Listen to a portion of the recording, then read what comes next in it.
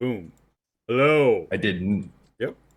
All right. I was just gonna say I did not update my stats yet. Don't worry The about only it. We're problem gonna I have a have. nice establishing Office, shot. And the baby. last time on, particularly considering I didn't get a recap video out. Oh, I almost forgot a slightly important place to put our going live announcement, which is the Discord's Twitch going live announcement section.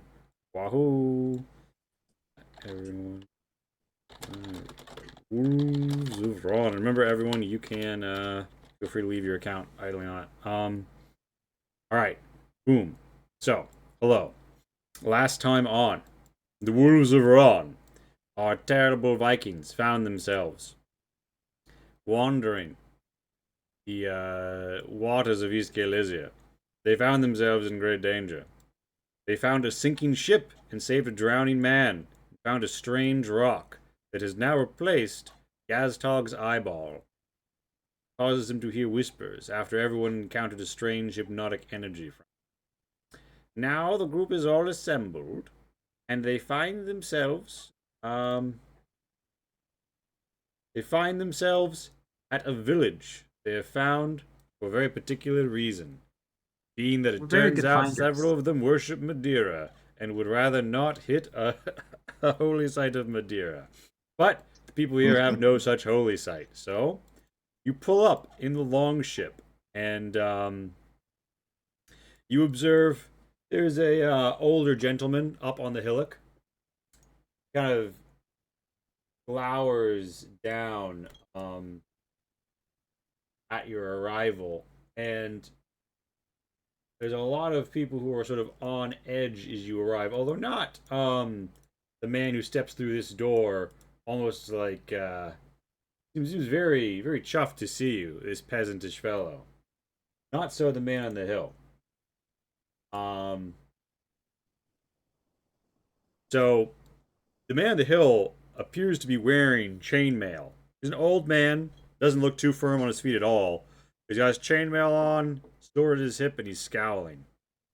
And you just pulled up in a long ship, but I don't believe that you guys were going in hot? Question mark. Correct me if I'm wrong. Um, can No, we had we like literally just discuss? swashed ashore, I think, and we were just like, we're here. Yeah, we Certainly. just arrived and then it was just like to be continued. Yeah. Can we have a like Yeah, prequel scene yeah. I mean, where we discuss our yeah, approach? you're riding up in like you're on the water still. You're in the long ship, but like you can see the village. Um, you estimate that there are around 8 or so houses in the town. Um, Probably a few more in the outlying countryside. Couldn't be more than 10. Um, if you'd like to use your military knowledge to perhaps estimate how many troops they're likely to have, give me a whiz or an int. Sure. Yes, Ev, you just have to full send on a weird set of words for some reason.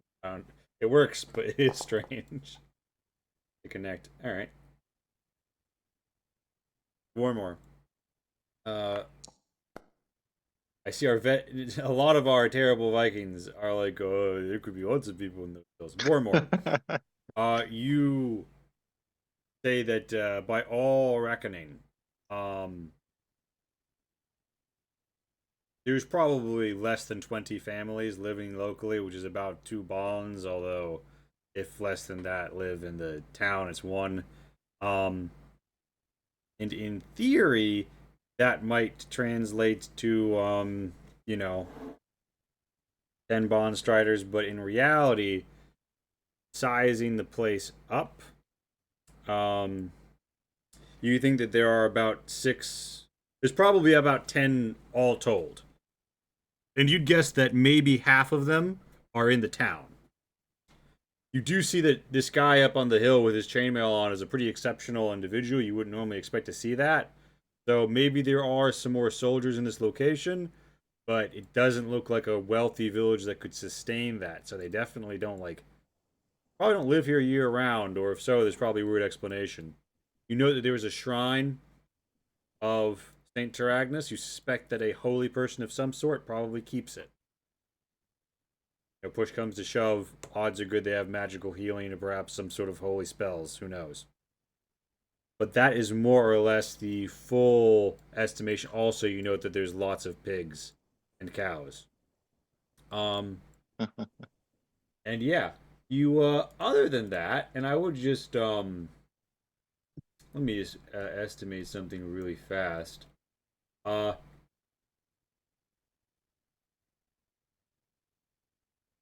no, okay. What happens is, as you're coming in, the drowned man who you saved from the shipwreck kind of looks around and says, "While we were passing the oil tat on the west, we saw the old Cordigor farmstead had been burned to cinders. I assume it was a raider, but we assumed it was burned. But after we looked closer, only the ceiling seemed to have collapsed from the water. But I didn't get closer." He shrugs. "It was a strange omen. Perhaps a strange omen we should have heeded."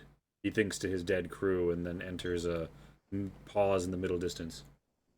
So, you guys have arrived at I-6.5, Menbon Village, and there's about a 10-foot tall, like, stacked clay dirt terp, as there is pretty much everywhere that people live in Kirlizia. There are some small docks, there's some houses up on stilts, and there's a little hillock.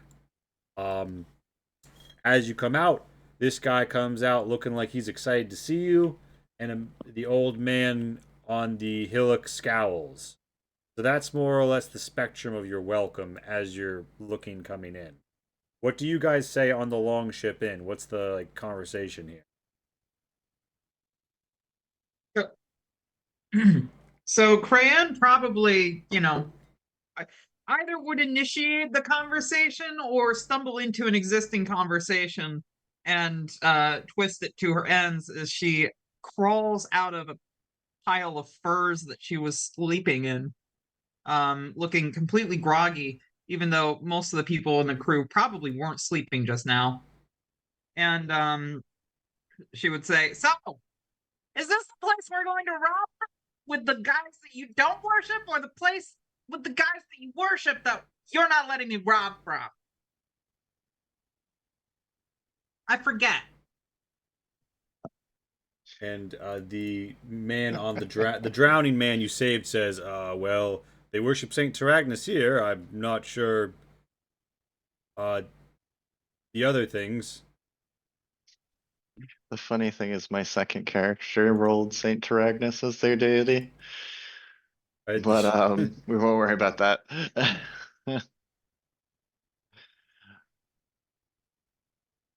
Which guy do you worship again? Peasant guy that we picked up? Oh, me? Haha, I'm not actually very religious. I'm starting to wonder if maybe being saved wasn't a sign, though. What's that? You have a deity on the a mast on your ship. Is that like a deity of the water or something? Did they like save drowning people? We have a Sure. deity on the ship? Ron, so the masthead of your ship is Ron, the goddess, minor goddess, sort of more like a Davy Jones figure of like the drowned and like taking the souls of the drowned to hell. Oh. Good enough guess. It's certainly a god of the water, but not one you ever want to meet. Oh, well, I suppose my theological journey continues. Have you heard the good news about Loki?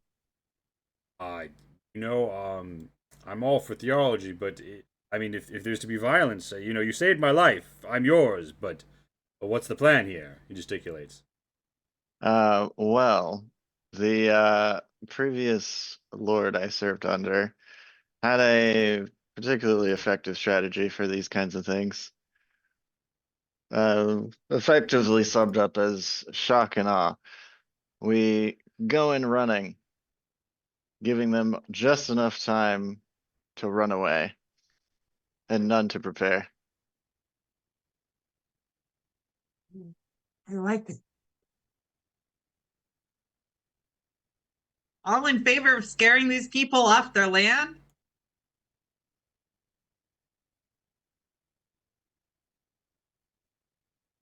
I'll be playing Lufrug today primarily. Yeah. He's been standing at the bow of the ship listening to this. Just rather quietly looking out at the coast there. Then he turns around at this point and says, "What's the fishing like here?"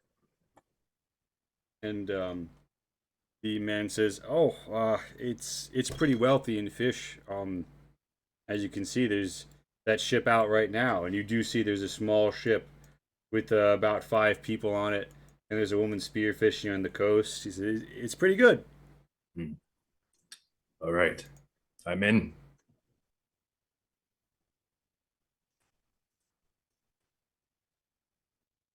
And he nods, and it sounds like we're all set to strike. What does the voice in my head tell me? The voice in your head is sort of slightly absent, but does say, "Seek the claws, seek the pillars of stone."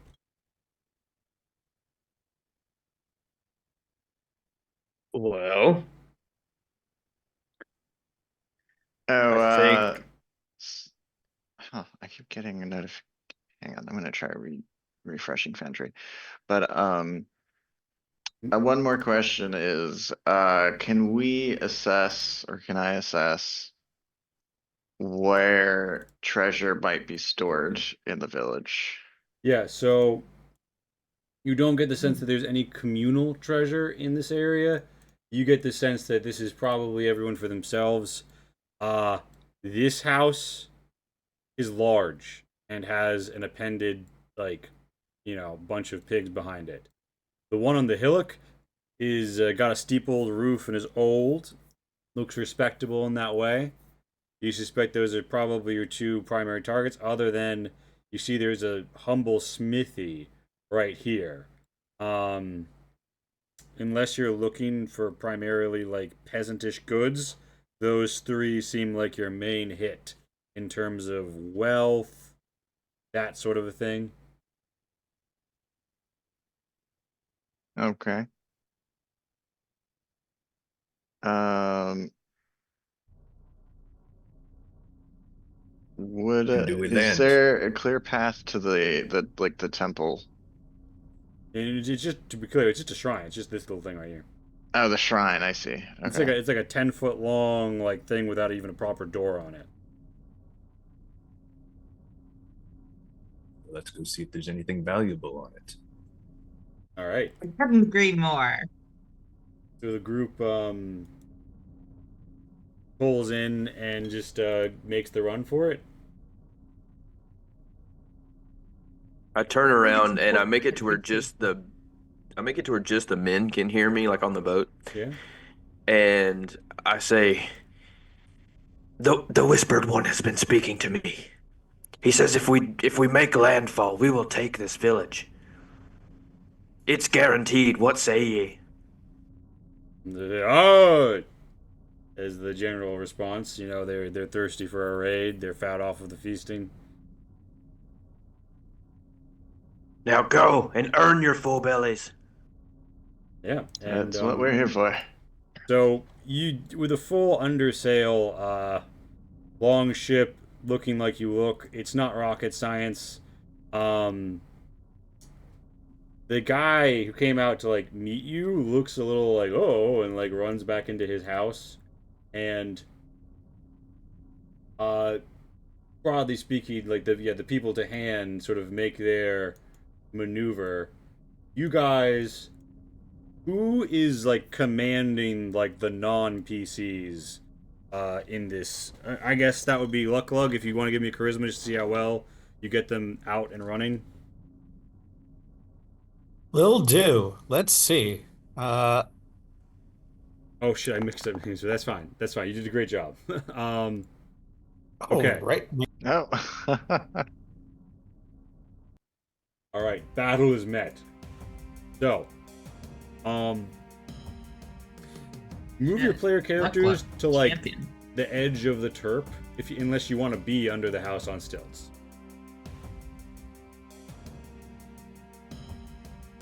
Hmm. I would just be kind of like leading the charge currently. So wherever the main push is going, that's probably where I'd be. Yeah, this is the over the edge of the turf here, or you could run along the coast, but like, you know, kind of got more onboarding room here. Right. Fran's totally an outlier. She likes to be by herself Jeez. in the shadows. Mr. Guy's like, I guess I'm a Viking now. And so you Riding with us guys, or against us? this door opens, two women run out, and this actually this guy and what appears to be his wife come out, and you guys are like in the fray, right? And who's leading the charge again? I am. Gas dog.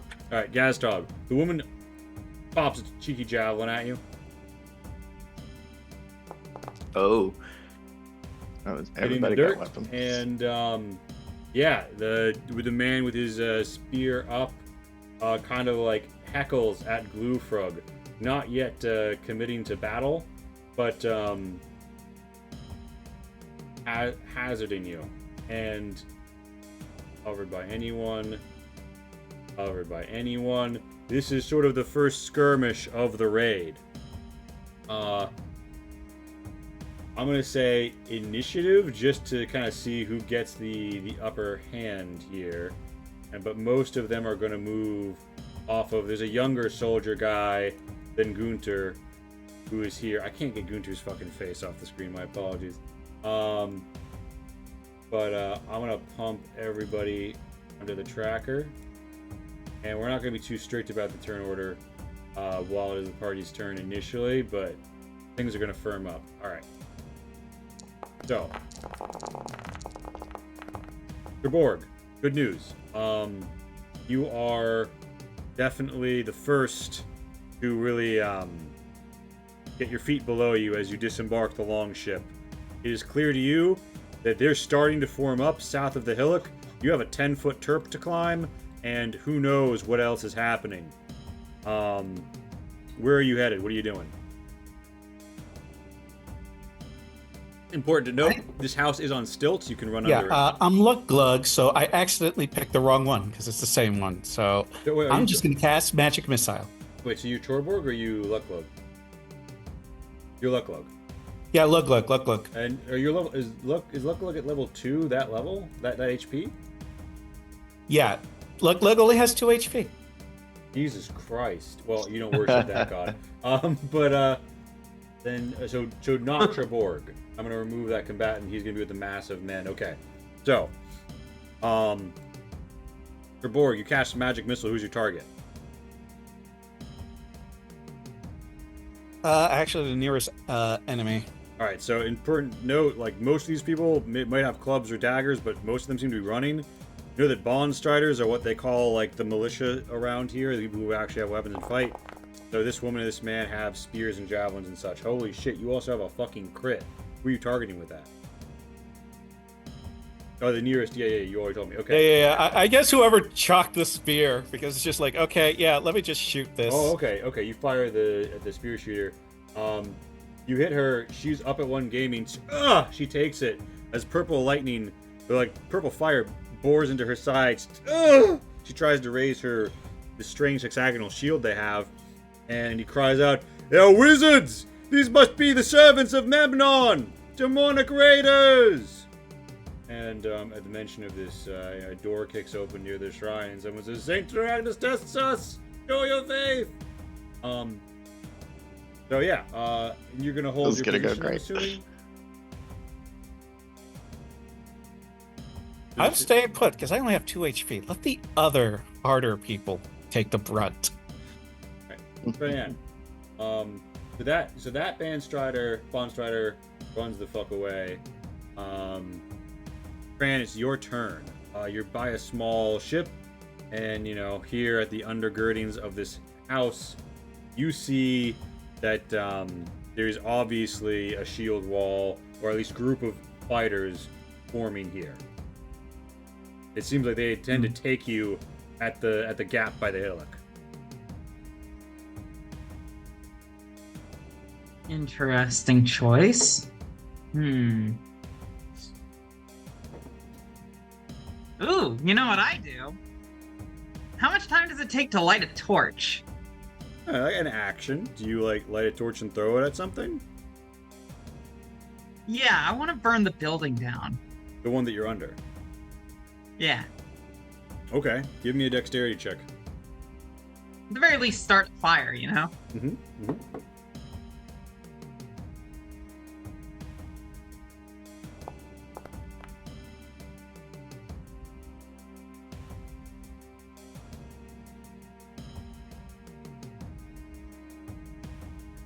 Okay. So, It's at 12. at 12, you managed to do a decent job lighting at the undergirdings. Track number 7 begins to burn. I would say that's your turn. Yeah, that sounds about right. Vormor, your turn. Let's see. There's one person, 1 HP, right? Yeah, so she managed to get to the evolving fortification wall, if you will. Oh, she backed up. Okay. The only enemy in close is this guy with his spear who's trying to fuck with Gluffrug.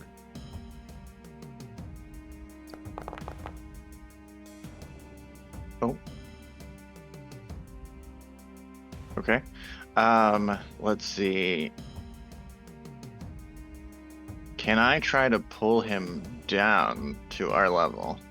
Yeah, you mean you want to like just like grab him by the foot and like whip him out onto the sand? Yep. Give me a strength check. So like move over here thereabouts. Yep. Now, does this count as an opposed strength check? Yes, it does. So get whatever you get for that. I should have advantage, Boom! which serves me quite He well. holds on, but you yank him, his ass falls on the ground. Get over here. Yeah, alright. I call that your action. It is Gaztog's turn. Gaztog, you're kind of up in cover against the turp, stroke climbing on it. What do you do?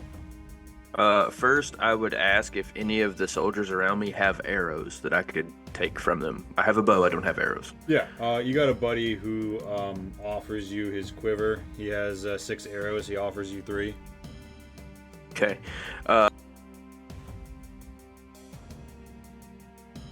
You cut out if there was something after that. I'm gonna take those arrows. I'm gonna shoot at one of the Morden's daughters up there. All right, take the shot. Let's see if it'll populate. Let's go ahead and do this really quick. Make that easier. Short bow. Roll the attack. Oof. The arrow flies wide and sticks into the wall of the shrine to Saint Teragnes. If you would like to reposition, feel free. Yeah, so let's see. What I'm gonna do now is I'm gonna try to move.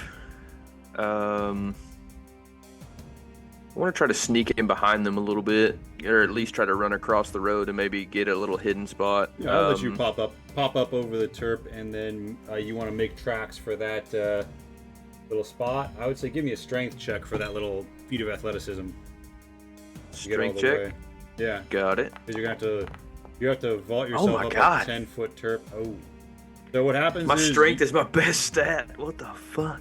you get to the north end of the road, but at the end of the day, you have to get up 10 feet of like stacked dirt. It just you spend so much time doing that, get so worn out, you only manage to get to here. 10-4. So this dude is on his ass. He's like, he was going for Gluffrug, but now he's going for Vormor. He's like, ah! And he does Saint Teragnes guide me? And I'm gonna say he has disadvantage to attack with a spear from his back. Which is good because he would have gone a 17 otherwise. So he misses his shot on Vormor. Jiro All says, according to Keikaku. yeah, Vormor says, Warriors! Me! Everyone kind of like really looks a little... There's something off about the way that he's shouting. And there's something off about the way that people are reacting. And, There's something afoot. The acolyte forms up with the group. Like, he seems like he's ready for it. But the guy who's barking orders, whose name you realize is Jero, almost seems like he hates everyone here but the old man. And the old man looks like he doesn't trust anyone. Not everyone is answering the call, although important note, a fucking clown car emerges out of this building. I just want you to watch. All of them have at least a club in their hand. One who look like Bond Striders are, like the shield and spear and such. And there's a couple that comes out of the smithy that seems like it is sprinting to join the line, so to speak. Not only that, but on this turn, you see 5 Bond Striders who probably came running the moment they saw a longship have just arrived at the northern edge of town. As all this happens, your own people get up, get over the terp, and kind of, start to form their own parallel line chasing at the civilians. This is not their first rodeo. They're Vikings. They know how to do a shield wall. You don't need to, baby them. Nor are we necessarily going to be super focused on them. But just so you know, that's all happening.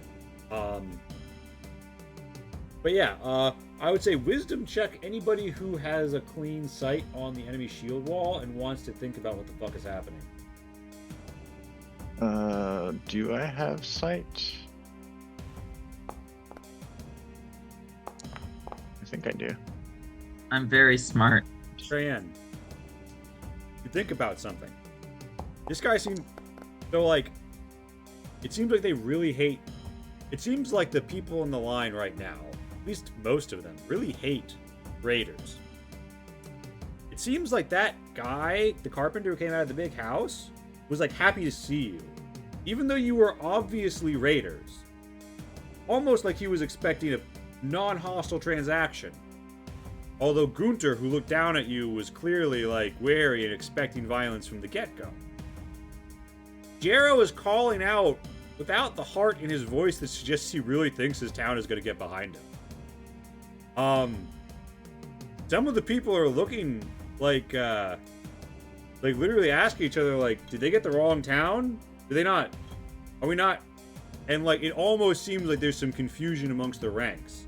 Whatever it is, the Bond Striders seem like they're very serious about coming to help, but a lot of people in the village don't necessarily look committed yet.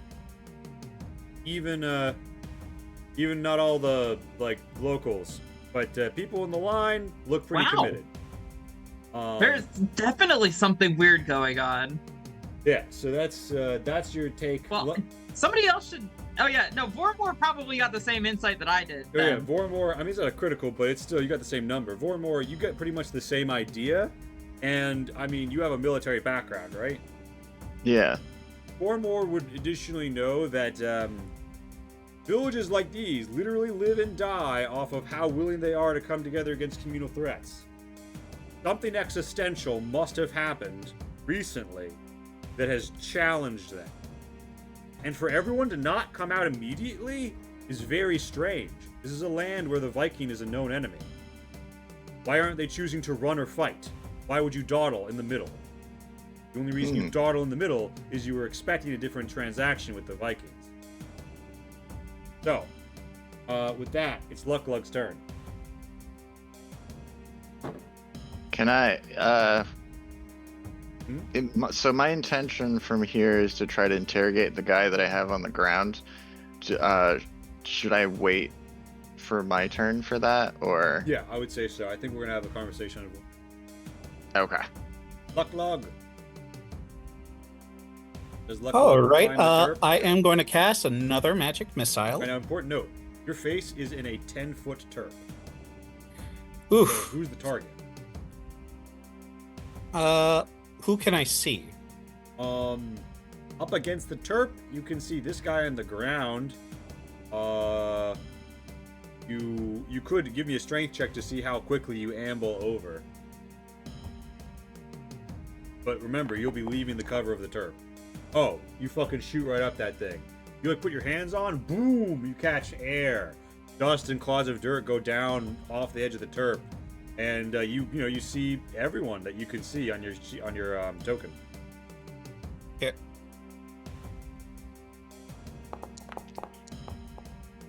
So who are you targeting?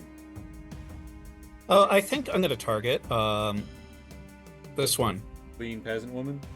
She's had a hard. Yeah. Had a few hard. Her back is to the She's wall. about to get knocked even fucking harder. All Yep. right, roll the damage. Oh yeah. The bolt takes her in the back and she cries out, "Papa, Papa!" And she like dies horribly, her blood boiling up through her lungs as a black purple energy bursts out and cooks her eyeballs. Her mother screams, "No!" Yikes. and runs forward, screaming, "Damn it all! I'll kill the wizard!" And her sister comes to her side. As all that so look, where do you want to be after that? Look. Oh no, I'm in a good spot. I'm staying. I'm staying. Yeah. Thank you. All right, Gloofrug.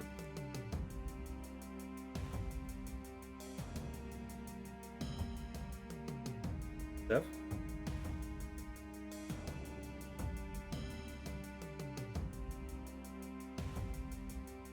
Sev? You're muted. You're muted. Sorry, as soon as I tried unmuting myself, my computer started freezing up. Always a technical issue. Always the way. So, Gloofrug, I assume at this point, I leveled up. I put my new stats in there and everything. I probably have a weapon of some sort. Yeah, you've got like an axe and shield and maybe some light armor. Yeah. So Gloofrug stands up from that brim there. And who was it that Luklug was targeting there? Can you ping them again? Yeah, so Luklug took down this peasant with one shot. Blown out, definitely dead. Okay. This seems to all right, and Trogborg there, did they smash into the shield wall? Your shield wall isn't making enemy contact right now. Okay. I see. This peasant woman isn't armed, Gotcha. but she's All run right. to her dying sister, and it looks like the mom is running over. You saw this guy came out of the same house as all of them. And it looks like he's The recognizing house the that I voice. burnt. Yeah, the burning house. Yeah. These guys. This whole family's fucked. Gloofrug is going to push his way up through to the front of the shield wall. Scan over the village, take a couple steps forward, and say, "If you wish to live, lay down your arms and surrender, and we'll consider it. All right, give me Pick up your arms and join us." Give me a charisma with advantage.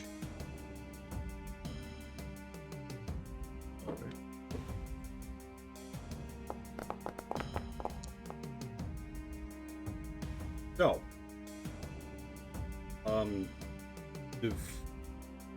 the four people in this line right now, and like the woman whose like daughter is dead, are not considering your offer. Reasonable. However, a lot of the people who are holding back are like looking around like, and this door opens up and the guy comes out and says, hold, I did no need for this to get any worse. He comes out with his family backing him up with like clubs and shit. Why don't we, it wouldn't be our first time. I think that we can find a way to do a deal with you, friends from the north. And Thunder says, what do you mean it wouldn't be the first time? And like the old man looks like he's about to go over there and stab him. Pandemonium is breaking out. Enemy and spotted. It looks like you have sort of thrown another torch of a sorts into the midst of them. Gloofrug. Nice. What do Nice. what do you like? Take any hostile action after that? Or you just kind of pose. Just posing. Yeah. I got my round shield up and got my hand axe kind of resting on my shoulder. Yeah. All right. Unfortunately, I don't have the props for that with me. So this woman looks like Oh, she's gosh. really battling a desire to go right up and fucking kill you, but that's not gonna get her to the wizard. How is it? So she runs around behind the shrine. Lucklug, you know she's gunning for you. Crayon, you start burning the house. As some of the boards fall away, you realize that it had a bunch of javelins and arrows in it. Damn. It's still only halfway well. burned though, so you could run into the burning house if anyone really wanted ammo. But yeah, what do you do? What do you do, Crayon? Let me see. So what's movement again in this? You get about 30 feet, usually. But you'll have to make a strength check if you want to run any major distance after going up the terp, because it's literally 10 foot tall. Okay, can I try and do this and then roll a strength check to make sure that I do? Yeah. You Sonic run upside the edge of the turf. With any luck? Ooh, You maybe actually not. kind of actually. your feet kind of scrabble and you stuck. You get up, but you're stuck here, which is not where you really want to be. Can I spend another 6 feet of or 6 squares of movement? I'll let you dash. Where do you want to get? Honestly, I kind of maybe want to be inside of this building. What is Try and this go through a building? window? Yeah. Dex check. I love breaking windows and entering. It's one of my favorite hobbies. I'm a normal person. What should I roll? Dex.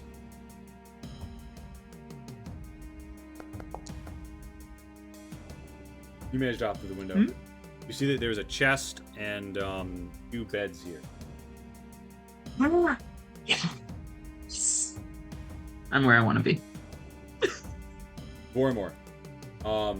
This guy, like, his eyes go white as he realizes, as he hears the voices screaming, and he realizes it's his daughter and wife.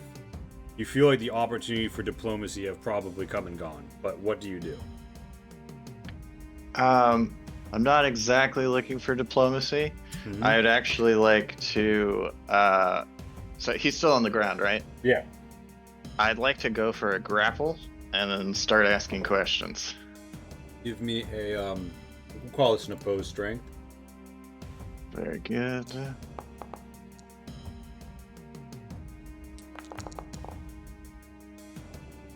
Yeah, you managed to get him on the ground. You're pinning him. Perfect. Okay. And then I basically just start shouting at him. I'm like, "What madness has taken your village? You do not all fight. Do you not wish to live?" And he said, "We thought you were with them, the people we did the deal with." Who is them? Ha! There was some captain, I don't know. Vaughn, Back, one of those Northman names you all have. Anyway, damn Cortigor. Pissed us off for the last time. You sold them out. He's talking about the people they did the deal with. From context clues, it seems like he's talking about a group of people known as the Cortigors. And he's almost crying. He says, "My daughter, of course, this evil would come back to get us." I'm not quite sure what to do with this information yet, so I just keep holding him. Alright. Gazdog. Gazdog, what happens? This person here that's hiding over here. What's the situation there? I'm sorry, I missed it. She's charging around the corner, going for Lucklug, has more or less announced her intention to kill him. Okay. Upon hearing that, I would sneak up to here and I would prepare a backstab. As soon as, if I can hide here and wait for her to come around the you can corner. absolutely be lying in wait to stab her. Yeah. So this guy, tries to throw off Vornmore. So contest again, strength, Javi. Okay.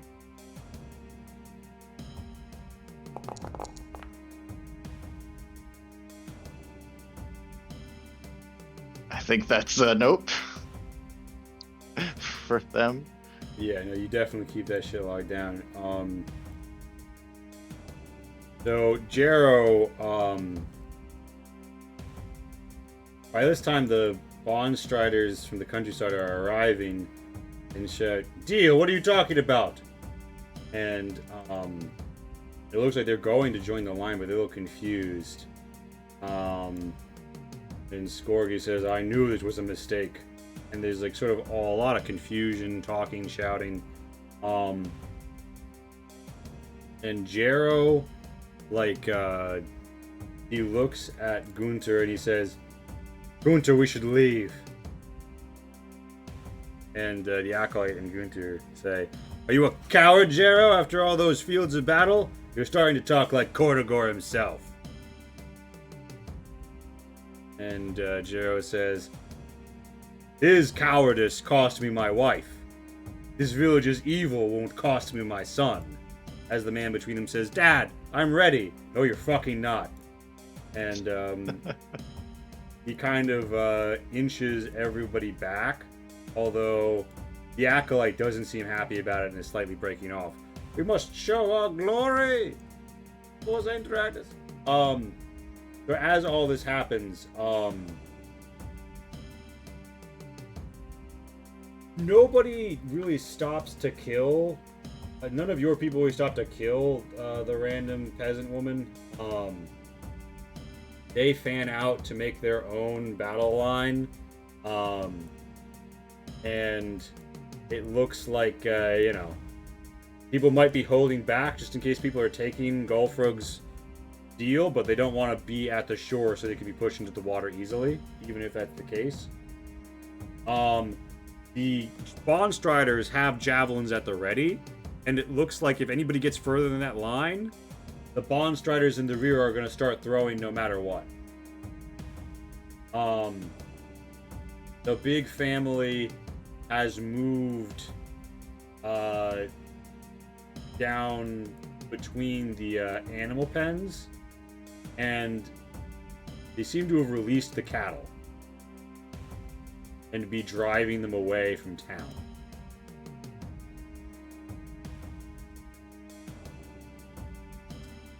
So, Luck-Lug, it's your turn. What do you do? Do I notice that lady, the cleric, just killed me? The 'Cause lady... I think... Yeah, you definitely noticed what she said after you killed her daughter. Yeah. Okay, yeah. I'm gonna go and get line of sight and cast Magic Missile. Be like, Bear in mind, she's got a tight corner here. She'd get cover. I do have it at an advantage.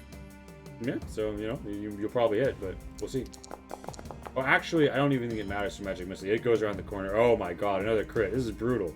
Kill no matter what, but she is Oh, jeez. cut down. This man's whole family's going to be dead by the time he gets off of his back. He falls yeah, over burnt. I'm helping, guys. Yeah, where do you move? Or do you move? This is just a meme. You and me handshaking, killing the whole family, burning their house down. Alright, Glufrug. Hey, we're Vikings. Alright, Glufrug, it's a tight This is the middle caption. scenario. It could swing on a dime whether or not people are going to fight. What do you do?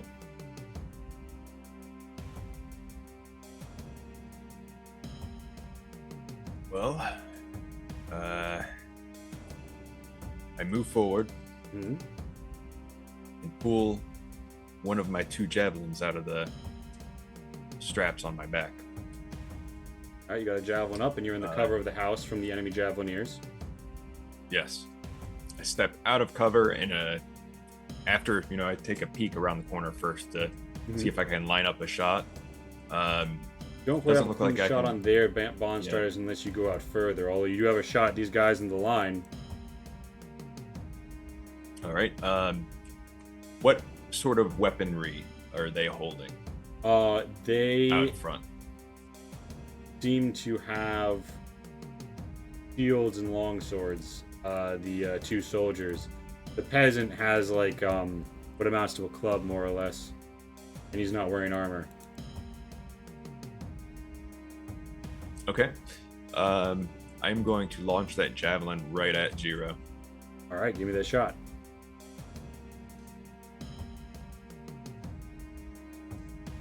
Let's see. Can you actually click the equipped gear and roll it that way? Oh, I see. Yeah. Gotcha. To be able, there's a roll attack button down chat. Sorry. It's what happens when it's more than a week that you played it. No, I feel you. There you go. You hit on the money. He gets thudded in the shoulder and takes 3 damage. It changs out of his chainmail, and you can tell. Yeah, you heard him. This guy does not have peasant level HP. Yeah. He looks pretty fucking tough. And all right, is that where you want to end your turn? Yeah, I'll end my turn there. I bring my sword and shield, or my axe and shield back up if I have time to do that in my turn as well, and just stare him down. I've already given my warning. All right, Crayon, you're in a house. There's a chest. There's some boards. Do you start to just go for the chest? Do you try and look for other stuff in the house? Pat, you're muted. Thank you. As swiftly as possible, because I know time is of the essence, and this is a very crucial round for the group and for the fight at large. I want to knock the chest over, spilling its contents all over the floor. Quickly survey what's in it. If there are any necklaces, I grab them and throw them on my personage, but otherwise I leave it for later. And then I want to find if there's a door or a window or whatever to the north. So you can see them on the map, these little like gray spits, if you move around. Like the one you came Well, for? I wasn't going to move around without permission, but Yeah, you since can you're move about the telling me cabin. so... But yeah, you kick over the chest. 5 days, not even locked. 5 days rations, 2 oil flasks, and 1 lantern. Boring. Jesus, these people suck. All right. What's... You don't take any closer examination of the room. Yeah, fuck that. Oh, there is a thing here. Cool. Can I burst through whatever this is? Is it a door? It's a window. Ah, cool. Can I burst through another window? Door should actually be open. Yeah, you burst through another window. What do you want to do? Was that all my move, or do I have an action left, or not? I'd let you move, like, if you want to reach Jero to engage melee, not that it looks like an advisable decision, you could. But I don't have an action, so I can't, like, hurl something. No, I think tossing the loot was your action. Totally reasonable. Alright, I'm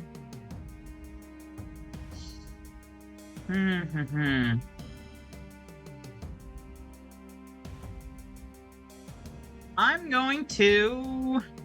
This is a road. I think I'm gonna get... Oh, wow, there's a lot of people there. Yeah, you come around Is the this corner. someone on our side, or... No. No, this is Smith. You have a guy who looks just like that, unfortunately, but no, I'll put a nice friendly heart symbol or some shit on him to let you know. Yeah, so I briefly consider rounding the corner, see there's a whole fuck ton of guys there, turn back to the crew and say, let's kill the old man already! Alright, Vormor. What are you doing? This guy's, like, really trying to escape. He's got a spear, right?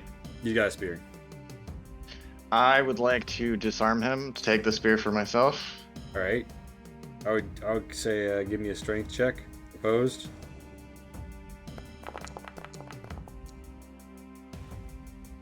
Not my best work, but is it enough? Yes, it is. He loses custody of the spear. You have a spear. Excellent. Okay, so I've got a spear. I'm pointing it at him. Mhm. And I say, I am not as bloodthirsty as my comrades. Escape with your life. We are here for treasure, not just for blood. Okay. Give me a wisdom check.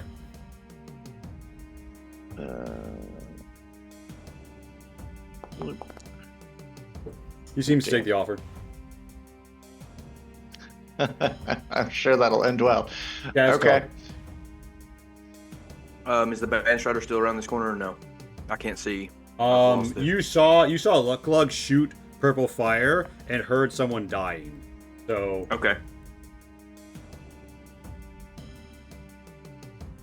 So what I would like to do is, as sneaky as possible, I want to sneak up behind the crew. I don't know how much movement I have, but I would like to sneak up, and if I can get a clear shot at the one that Gluffarug shot the javelin at, Jero, I would like to shoot an arrow at that one. Arrow for Jero. All right. Mm-hmm. Well, if it will allow me. There we go.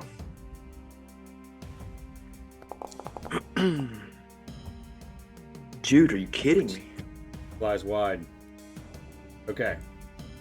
This dude says, for my family! And goes for a shank with his javelin off of his back. Missing horribly on Vormor. So it looks like after like the projectiles get shot, Jero, the Bond Striders form up with him. Javelins sort of like in hand. And they start to loose those projectiles. Belfrog, you have cover, but you get a responding javelin. One of the javelins also gets tossed at Gaztog. I'd say you have a +2 covered Gaztog behind the shield wall. So, what's your AC, Gaztog? AC is 10. You're not wearing like leather armor or anything? In the cave? I am wearing leather armor, but I don't know if that... Oh, your dex is a -1. Alright. Yeah. Okay.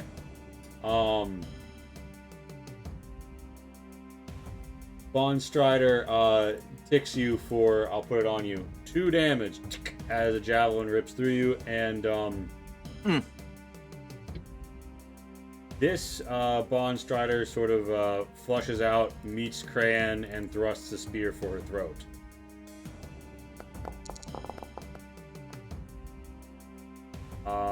Correct me if I'm wrong, Pat, that sits on the dot? 12? Regretfully, I think so. Or 13, yeah, okay. Bam. Goring you across the neck, tip of his spear, and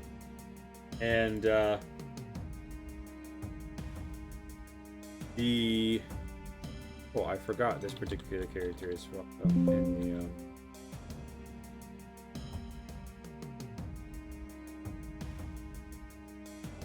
Yeah, so, this holy man runs up behind Jero and says, "Take strength. You are our only worthy leader."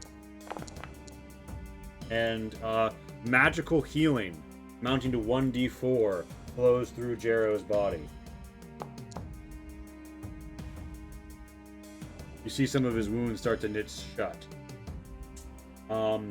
The old man says, "You can die here or anywhere! Charge!" And, in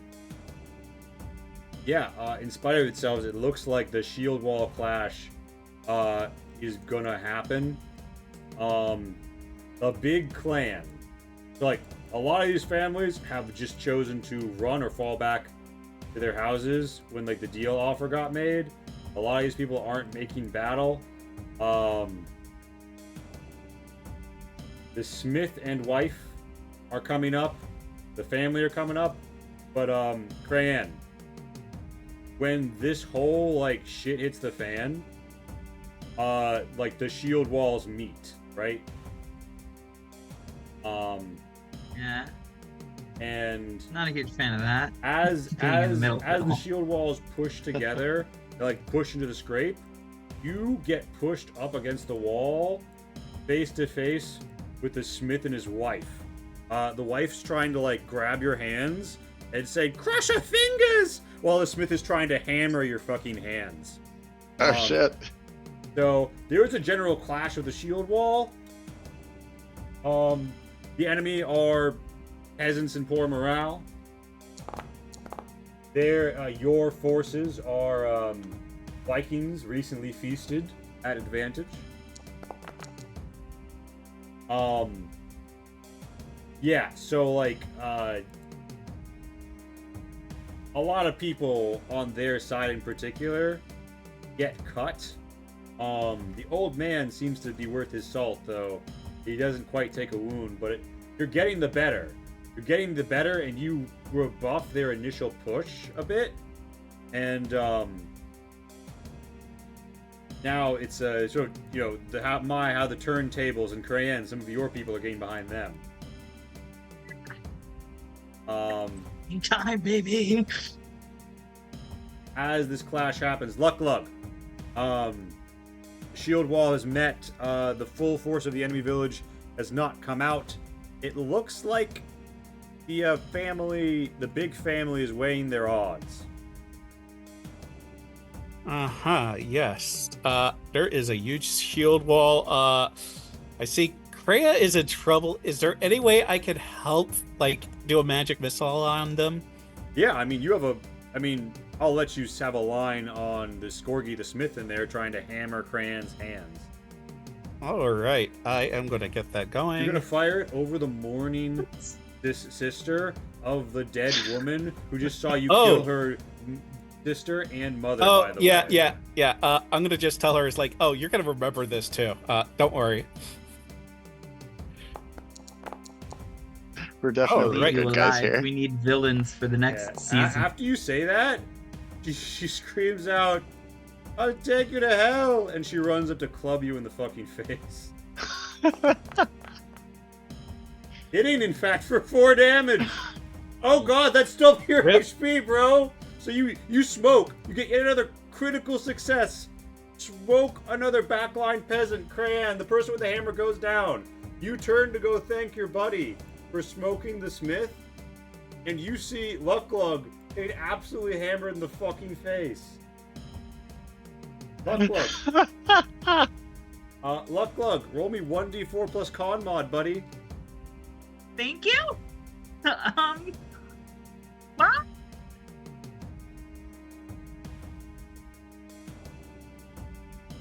A very fateful roll here, Amba. Ooh. Oh no! Oh my god, the -2 con. Oh god. Yep.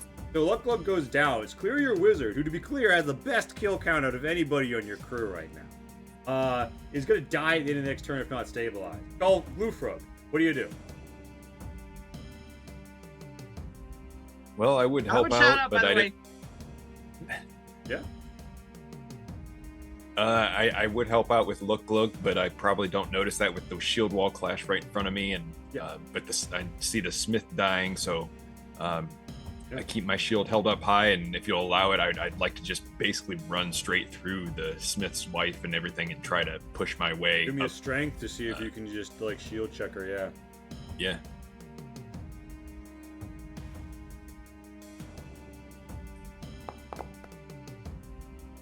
Ooh, you see how the virtual dice caught on the edge of 14 and 4? Yeah. You shield over, like, Inky goes down, you come up behind, and you begin outflanking the Bond Striders. The clash is going very poorly for them. You want to make me an attack roll? Yeah, if you'll allow it, sure. Yeah. I'll have it go along. And you have a Bond Strider's back to you. Well, his shoulder, he's doing his best. Oh, you embed the axe in the dirt, and it actually sticks there. Crayon, Gloofrug is relieved. Your allies have relieved you, but your allies might be relieved of their lives. The guy who barreled through and opened the way for you, his axe is stuck in the mud. The guy who killed the guy who was killing you is presently down for the count, bleeding. What do you do? What's the most morally unscrupulous thing Crayon could do? We're trying to brainstorm. So, I'm fighting between my two choices. On one hand, I could run to try and rescue my savior Luck-Lug. On the other hand, I could try to backstab one of the people that's currently in combat with our leader, or whoever that guy is to us relationally. Obviously, the ethical choice is to rescue Lucklug. Which means... So... Going for the backstab. With a backstab, I think I have advantage here. Oh yeah, all right. Yeah. So does that hit this guy? It does. And what's the bonus that you have for Let me. You do extra damage, right?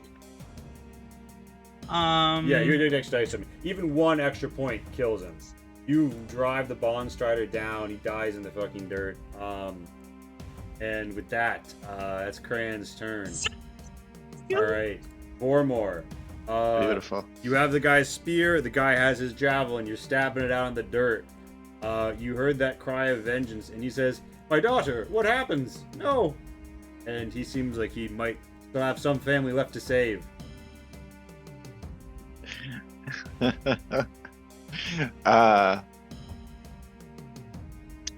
So Lucklug is, face down in the dirt. Well, remember, you're actually back to the 10-foot turp.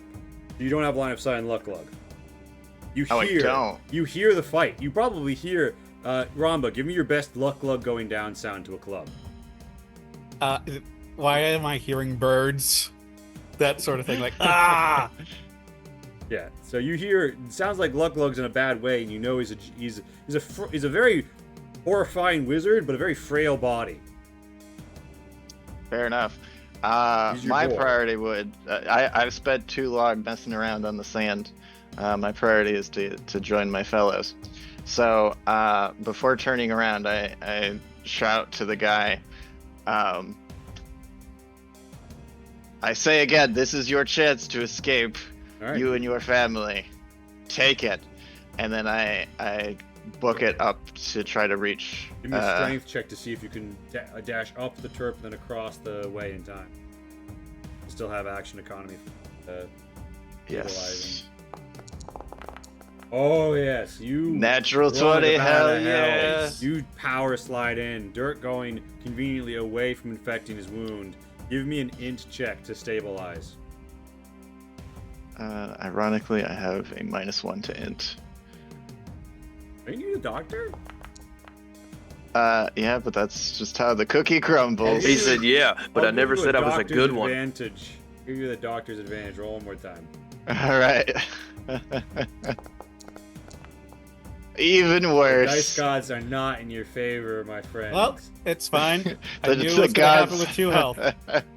The gods have decreed that it is Lucklug's time. Unless Gaztog is a real intelligent cookie and decides to butt back for it. But, Gaztog, you're behind the shield wall. The fight's happening. What do you do?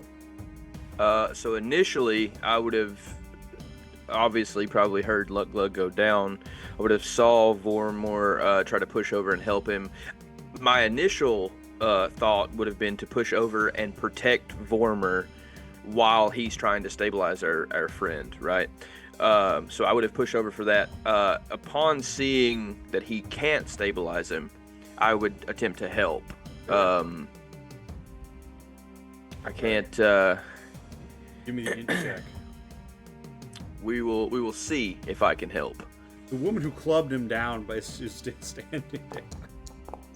I know. Oh, do you have a luck point left or anything? I don't think that I didn't know that there was the woman there. I probably would have attacked her, but that's fine. I do not have a luck point, no.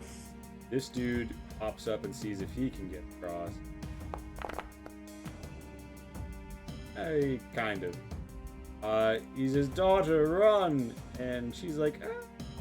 He runs away, and as she runs to cover, he throws his last weapon at Vormor's back, hitting the shrine. So never punished. The field sort of shifts, and Jero whips his longsword about, missing horribly. The old man whips his longsword about, clanging horribly. There's no heroic final push here.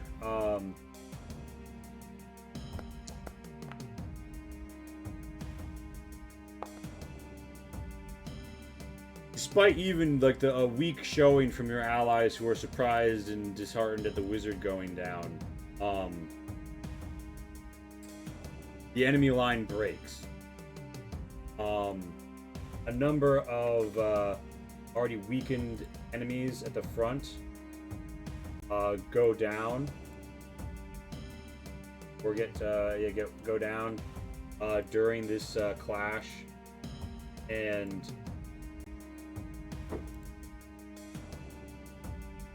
really, it's a pretty general rout, although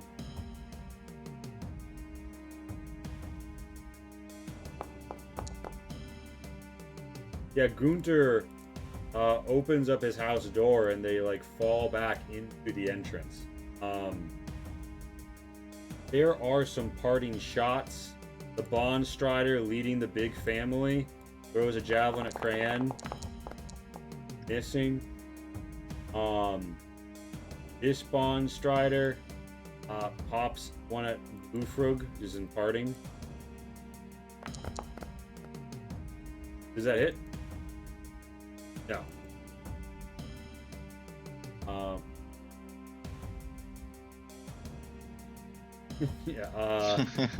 And the Acolyte says, Sanctaragnis, forgive me. And looks like you have won the field.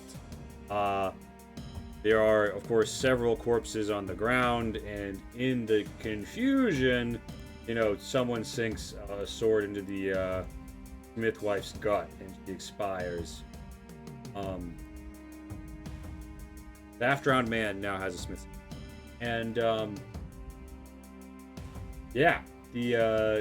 brutal conflict is largely over. The big fuck-off family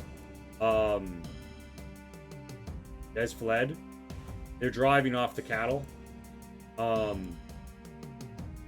unless something were done very fast, those are going away. And some of the villagers are taking your offer to stand down in Bluefrog and negotiate. But Garrow is definitely a holdout. Lucklug, share with me your final words as the coldness comes in as your temple was crushed by the Peasants Club. No regrets. He died like he lived. Let me know if you don't already have a backup with Art in. Let me know.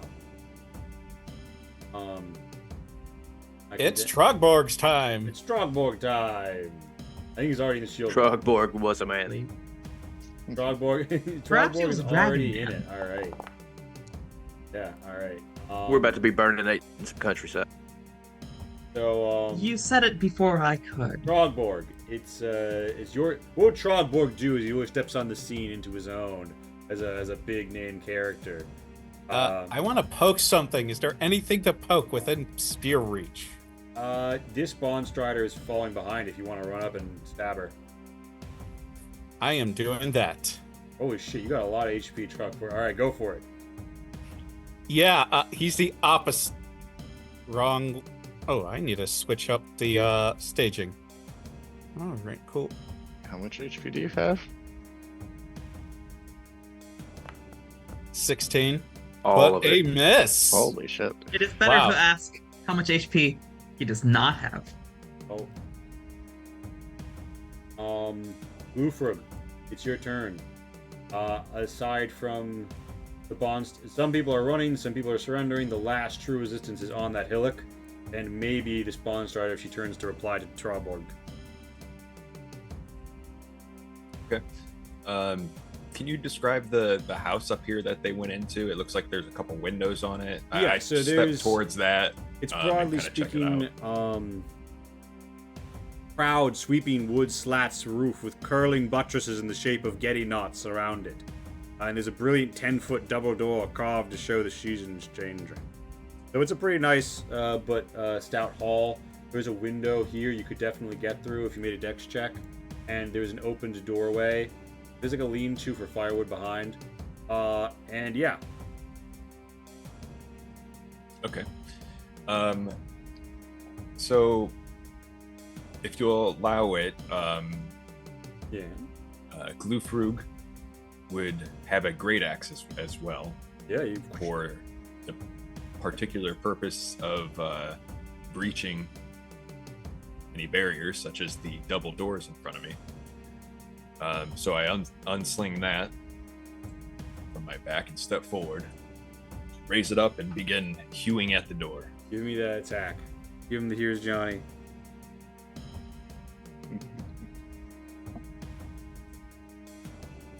Second here, I forgot to pull the greatsword in. Or I'm sorry, the great axe rather. I'm sorry, if you know what you roll to attack, you can roll that. Got it. I mean, yeah. With two hands, I mean, you chop up the wood, the door falls apart, the foe is in front of you. You know, as you do that, of course, your comrades are not leaving you in the lurch.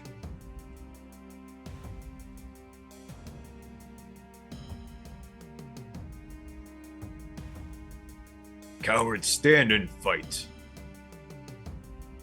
And yeah. Crayon, it's Crayon's turn. Crayon has survived much. What do you do? Crayon's going to follow her compatriot to the north here. And kind of obviously the whole crew's kind of stacked up at the door. I mean, you but could she's swap. speaking specifically to Gilfrug when she says, "Kiar friend, the good thing about gold," as she lights a torch, "is that it doesn't burn." All right, She's going to light this house on so fire you spend too. another torch from your inventory. Be sure to take that away, and you toss that through like what, the Yes. window, or just like trying to rub it against the wall. Set the roof on fire. I feel like that's the easiest thing to burn Sure. here. They're wooden slats, but I mean, you know, you make a fine toss, and it's starting to burn. Things will fall. I know how fires work. Spending those switches. That was probably my turn. Yeah. I'm just grabbing a light. For luck, Grog! She And- cries as the flames start to rise on the roof. Yeah, fire. All right. Four more. What do you want to do? So I start by quickly reciting a prayer to Odin for our fallen comrade. Mm-hmm. And then let's see. I see all the commotion over at the big hall, so I would just go and join him to back him up. All right. I don't think there's anything for me to specifically do. Do you want at to the swap into the moment. line? You want to go through the window? I saw that Krian just, went to set the building on fire, so I'm not inclined to go in, but I'm going to Mm-hmm. stand watch at the door. This is where everyone went in, right? This is a window. The door is on the west side over here.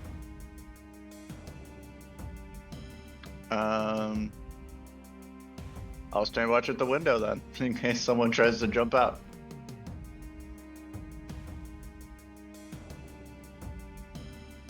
All right, Gaz Dog. After again saying a quick little prayer for our friend here, seeing that there is a commotion up there, I'm not going to immediately walk up that way, but what I want to do is I want to take some of the iron spikes that I have in my inventory, Mm-hmm. and I want to try to pick up a rock and hammer some of those into my club. Crafty. Yeah, and Right. then once that's completed, I don't know what that gives me. It just says it can be hammered in with weapons and things like that. but I want to do that, and then I'll eventually trudge my way up to where everybody else is, and like you were talking about that window. Give me a dex check, I would say, unless you have another stat you'd use for crafting. Yeah, dex is fair.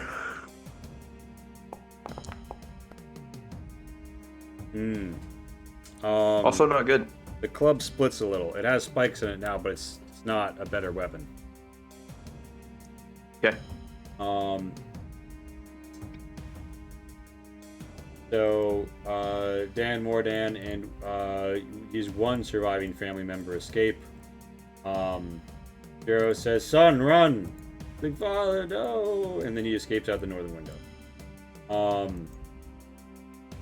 So Gunter swings his long sword at the Viking in front of him, who is Glufrug, hitting him for 3 damage. Jero swings his long sword at the Viking in front of him, missing horribly. Everyone else quits the field, even the Saint Agnes guy. This lady sprints away from you. This person hides. These people sort of get away, and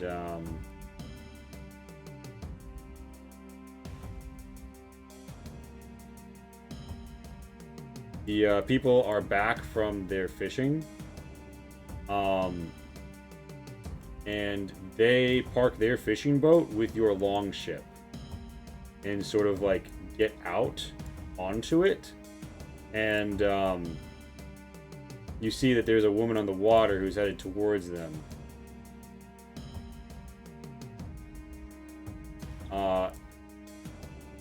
It is Trogborg's turn.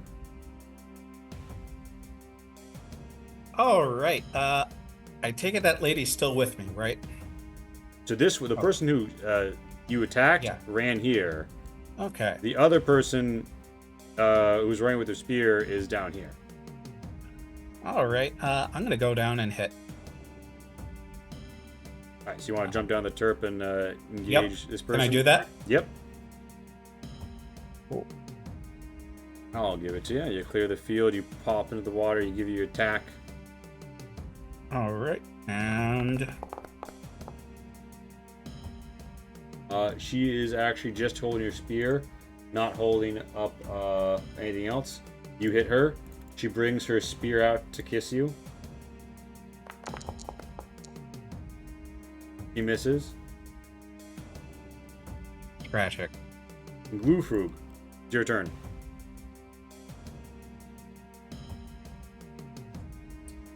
Well, I dropped my shield to break down this door, so I'm going to continue swinging my great axe with two hands at the enemies in front of me. Now that they've actually started to stand their ground and fight back. Mm-hmm. All right, give me that swing.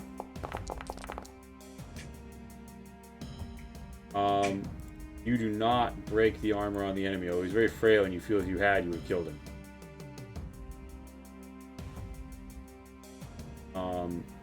Fran. Did I catch wind of that northern door or window breaking? And, yeah, you heard young somebody like leap out a window. You want chase? Yeah. Give me a dex check. I do. All right. Let's see.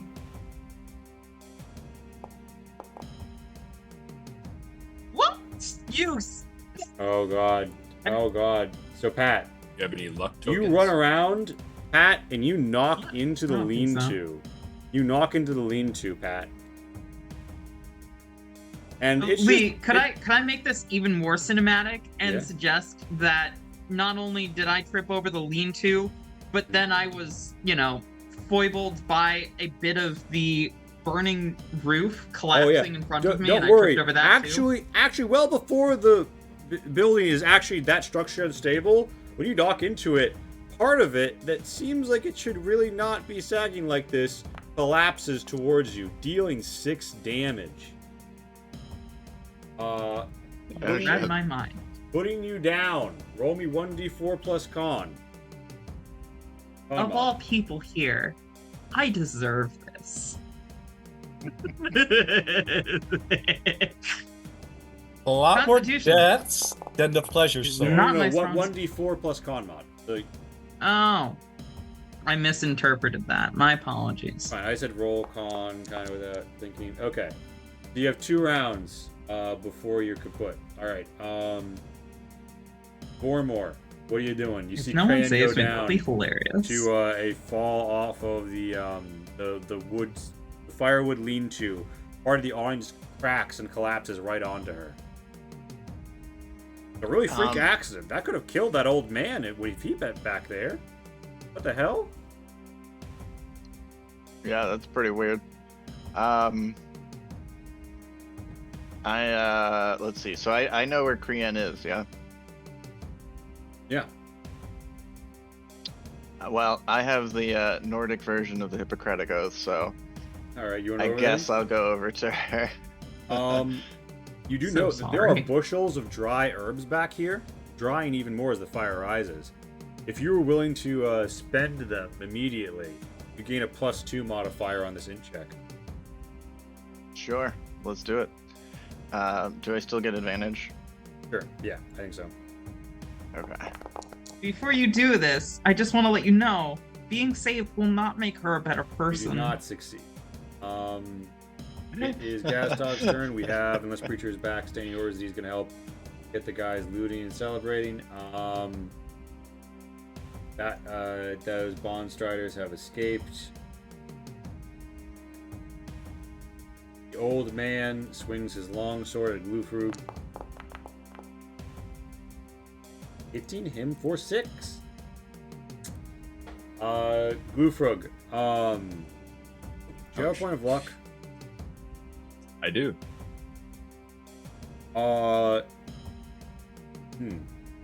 You spend your luck, one of your shield wall mates will tap in just in time. Okay. So this should take you down. Instead, you're up at 1 gaming, and as the swords come in, this guy muscles through and says and takes it on his shield. All right. And Jero himself makes his long sword swing. I'm bloodied and trying to catch my breath behind my shield brother. Takes most of the health off of this Viking. There is no longer anybody other than the person down here fighting Trogborg resisting. She went on Trogborg's turn though. But you hear a shout, Trogborg. And an old man on the boat is trying to get your attention. And you see that he has a knife through the rigging, to some of the rigging of your boat, and the people with him have fanned out all over. And he says, "If she doesn't make it, we'll make sure your boat isn't usable." And that's the threat that you're yelling at you, Trogborg. What do you do? I am going to let her go because I don't think we want our ship destroyed. Yeah. Alright, then before your turn, she dashes, she gets here. They stop threatening it. The building starts to collapse near her. She's wading through the water to avoid burning wood. And now the people on the boat are moving around as if though they mean to try and kick it off. Trogborg, what are you doing your turn? This guy's "Oh, hello, we'd love to make a deal with you. I think there's been a horrible misunderstanding, although don't worry about Gunter. Nobody liked him. Feel free to take anything you find in the old man's house on the hill."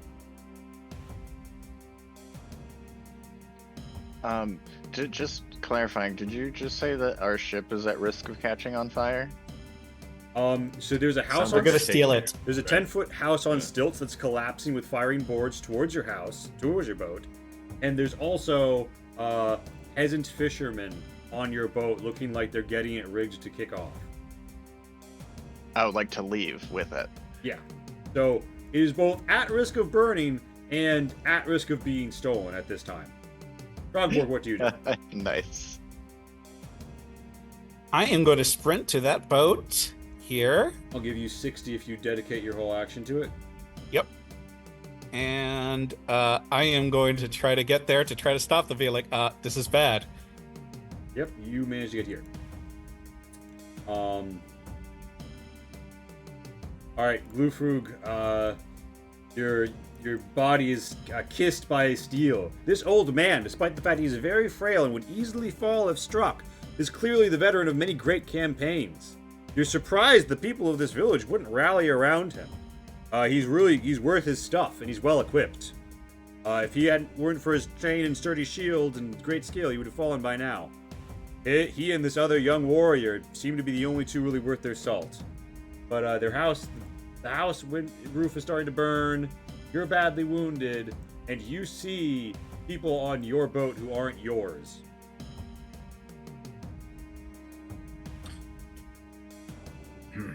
Taking it all in, trying to catch my breath for a moment. I stand back up, regain my strength, and it actually saddens me a little bit that these two men are standing here by themselves. But I will do them the honor of having a good fight. I can see Trogborg running over there, so I think he'll be able to handle that. Would I be able to Tap back in, swing yeah. swing up over, or do I need to pull out my javelin to reach? I mean, they they're veterans of fighting this formation. They make room for the great axe to come down.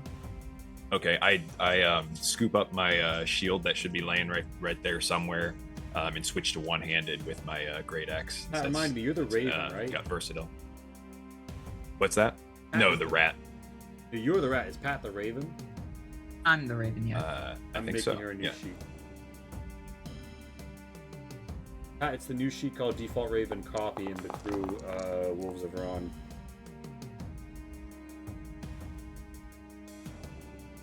Okay. Your axe regrettably does not find its target. He's just shrugging off my blows. It's a Fran, respectable warrior. You're bleeding out behind the building. Preacher Cran is down and bleeding All I've ever wanted from something off the back of the house. Also, peasants are trying to steal your boat, but also, even if they don't, the burning house on stilts might collapse into your boat. Okay. So Cran, Okay, hell yeah. you tick down from 2 rounds to bleed out to 1 round to bleed out. 4 more. Your patient is fading fast. Oh my god. Patient or patience? Yes. Okay, so I see all the shit that's going on down with our boat. Do you? Do you turn around and look? Would I have heard something? Would something have tipped me off? Roll me a whiz check, because the thing is, the yelling mostly happened below the 10-foot terp, and there's fire and death and battle happening around you, and you turned your back on it. So wisdom check. Fair. No, yeah, you're very perceptive. You're a battlefield veteran, doctor and warrior. You know. Yeah, you hear and you observe and you put 2 and 2 together. Someone's trying to steal your boat. Okay. I curse under my breath. Madeira, why must you test me so? Surely I fulfilled my oath. I've made my best attempt. Kried, your fate is to the gods now. I dash to the boat. All right. Fuck that. You need the boat. All right. I'm gonna give you a clean 60 feet, which puts you right at the southern nib of the road by the burning house. At the end of your turn. All right. Gaztog. There's still a fight at the entrance to the house, which is starting to burn a bit more. The torch has been thrown on. What do you do? You're between 2 fires, and Crayon is bleeding out. What do you do? So I believe that Glarug and Mundy and all the crew up there has that situated. I have the utmost faith in them. They're the crew, and I know what's going on with them. As I turn around and see the situation with the boat, I think about Crayon and the situation with the boat, and I whisper to myself, and I say, I Ogdick, you coward. If you want me to reach these places, you have to help me out. Fucking do something for me. You're thinking that? And I'm thinking that to the being in my brain. And it thinks, you must show me what you're worth. Currently, I am worth everything to you. Right. Fucking help me. And I take off running. I boat? would take off running to... You know what? Hold on. I'm going to do something real quick to myself. Right fast. Okay. I'm going to take off running to Crayan. I'm going to help Crayan. Alright, you run up on Crayan. You managed to get there just in the nick of time. Maybe this might be the last chance to save her. Give me an int check.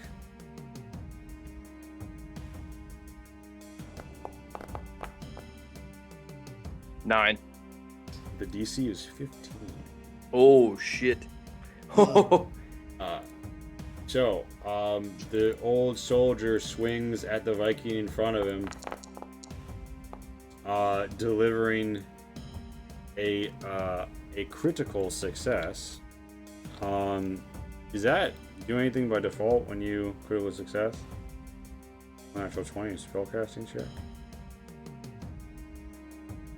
I'm not sure. Is there a critical hit? Critical hit.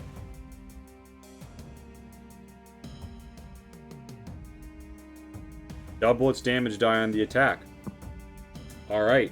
Oh, it already doubled it. It's already 2d8. Yeah, I'm silly. 2d8. So he deals 5 damage to the guy in front of him, who's now at half health. Jero swings his longsword at the guy in front of him. And the sweet kiss of his blade puts him down at 0 gaming as you lose your first Viking of the raid.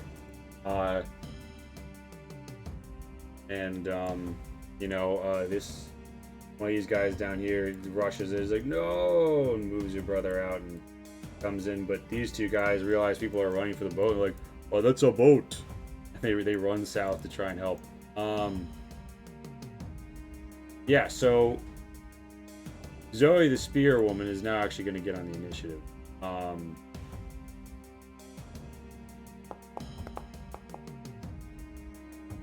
She's aboard the boat, and her group is ready to start casting off when they get to her turn.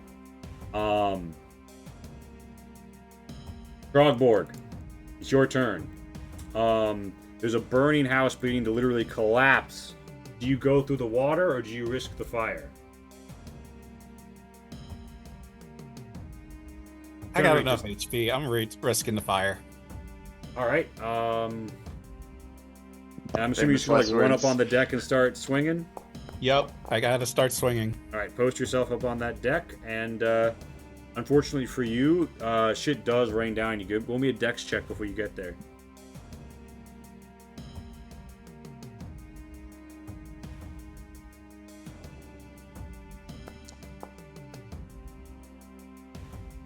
Yeah, you managed to dodge it. All right, boom. Okay. We get up on the rim. Give me your first attack.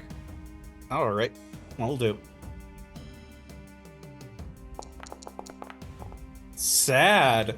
I might need help getting the ship back, You stab your guys. spear into the boards of your own boat, catching on one of like the shields bolted to the side, and you lose control of it.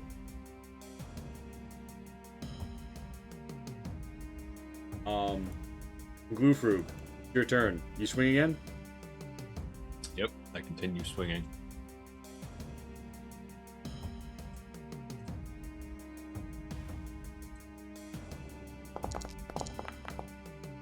Oh, so your damage is always so good. You're driving the guys on. It's so close. It's so close. The shield wall I'm is behind them the whole inspired. time, screaming at them and just saying, forward! Yeah, Into the building! Give me a charisma check.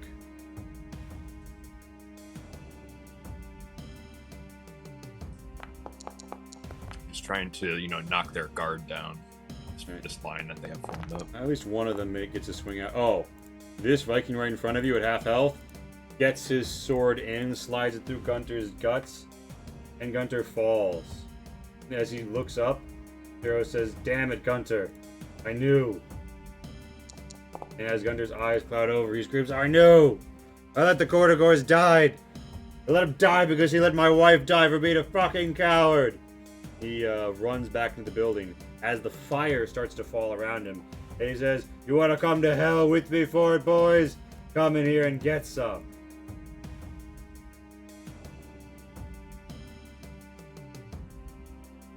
Fire is intensifying, trying to spread even near where Crayon is. Speaking of which, Crayon, I think this is the end of the second turn for you. Yes? Yeah. What are Crayon's final words, Pat?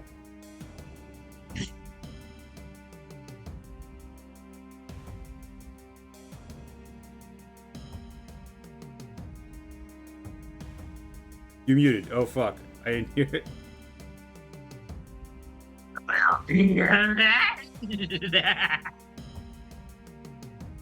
Or like the very end of something. I have a question. Do you have your shield up, Trogborg? I don't have anything. I just have 10. Okay. He runs up and tries to spear you.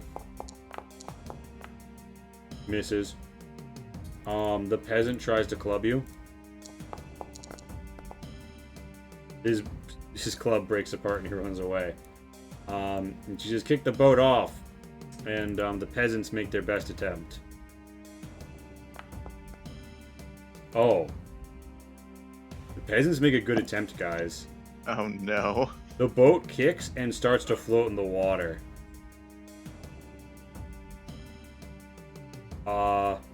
They're doing it. It's not yet moving, so you still have time, but yeah, Vormor, turn. I see the boat begin to shift, and I kind of shout to everyone behind me. Mm-hmm. Our way home is going away! And I continue booking it toward the boat. Do you run and jump off cinematically off of the collapsing, burning fucking ledge to get there? Fuck yeah, I do. Alright, you land feet first. What do you do? One of them is a bond strider. One of them clearly knows how to fight and has a real spear and armor. Not armor, but like a spear. The others are just regular peasants. What do you do? If I can, I'd like to just charge straight at the bond strider. Give me that attack. Let's see.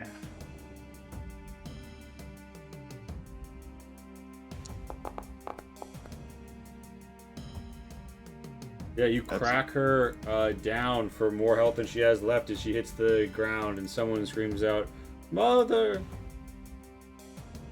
And the man says, "Not my wife. Please. We'll leave your ship in peace. Just let us take her." What do you say, Vormor? I say, good riddance, be gone, and leave us.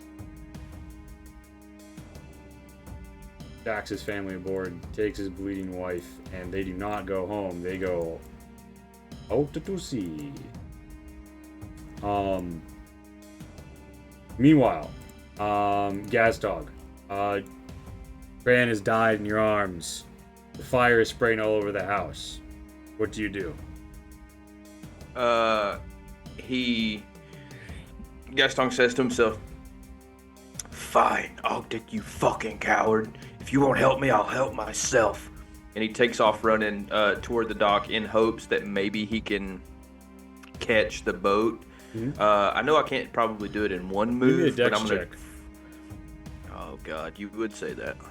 I want to see if you cinematically leap off of the collapsing, burning hunter's house. I cinematically fucking do not. Holy shit. Oh my God. You do, but you leap and you actually belly flop into the sand on accident as some of the boards come unstable below you.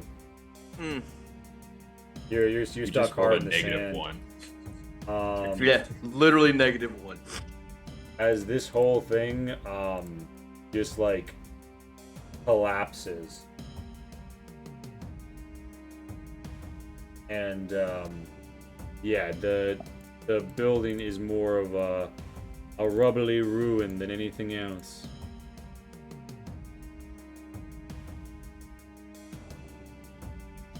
Alright.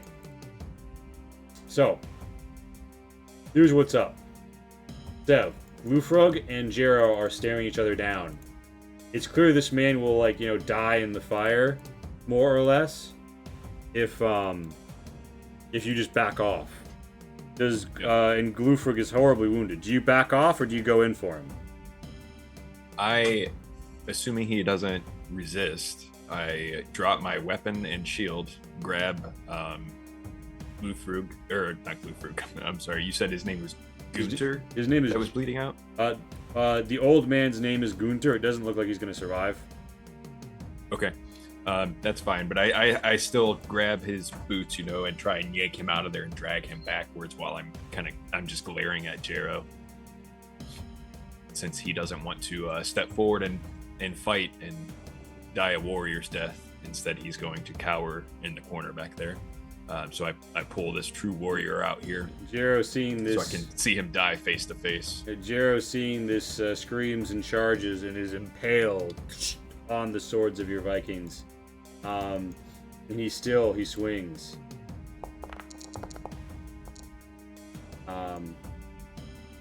But it is all for naught, and the fire collapses down on him. And his house knows the same fate as Crayon claims another building, even from the grave. And the whole thing collapses. Posthumous building count on point. All right. So, as that collapses into rubble and ruin,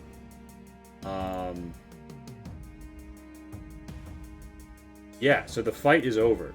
The battle is finally won. No one left in the village opposes the raiders. 2 buildings are burning. Lots of people are dead or fled. A handful of the households remain, and people from the largest household seem to have absconded with all of the cattle and a few of the pigs.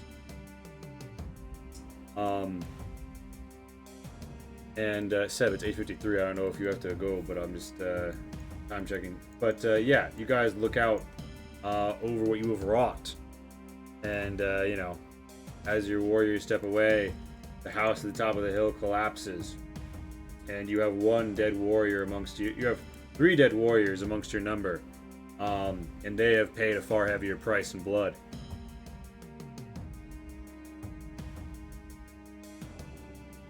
What are we doing and saying here, folks? Gazdog would get up out of the sand and kind of clean himself off, and is kind of, he's kind of defeated in the current moment. Obviously, he called for help in his time of need, and it was not answered. So he is very cold, I guess, to whatever his situation is mentally. Mm-hmm. The voice saying, "Come to the claws." Oh, yes. And that was that, Pat? No, what? You go first. I'll go second. Who's on first? You. Oh, What's on second? I got nothing. Hey. I was saying, yeah, Gazdog, you don't get anything back from the voice at the moment. Instead, a gloved hand rests your shoulder from the side. Behind you stands an incredibly tall and robust woman with a stern face and an even sterner expression. It is a shame that my sister had to pass as she did. Even more of a shame that she was your first introduction to the Raven household. Ooh, we're doing I'm it. Yarla. I'll be taking point from here. I love it. Let's go. For it as Yarla, I don't know where on my boat you were hiding, But you couldn't have showed up at a better time. I want to was burn this observing. place to the fucking ground. That will be done.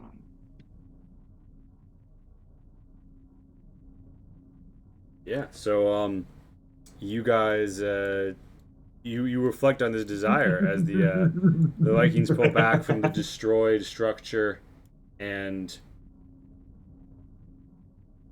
there is you know a bit of a lull in the action, and this man approaches you with his family and says, "Oh, hello, hello. Seems we've all gotten off to the wrong start. My name is Timmerman. I'm the local carpenter. I actually tend to needs of boats like yours and needs of crews like yours. I guess my reputation doesn't precede me so well yet with the people of the North, but I assure you that while there has obviously been some unpleasantness and loss of life on both sides, I still think that we can find a way to enjoy a profitable relationship."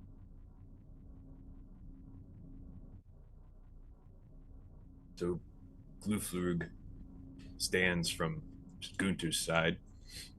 It says, "May Odin accept you into his ranks, old man." And turns to face the newcomer. And looks between all of the Vikings. Mm-hmm. Well, what say you all? I say they open up their homes and turn out all of their chests.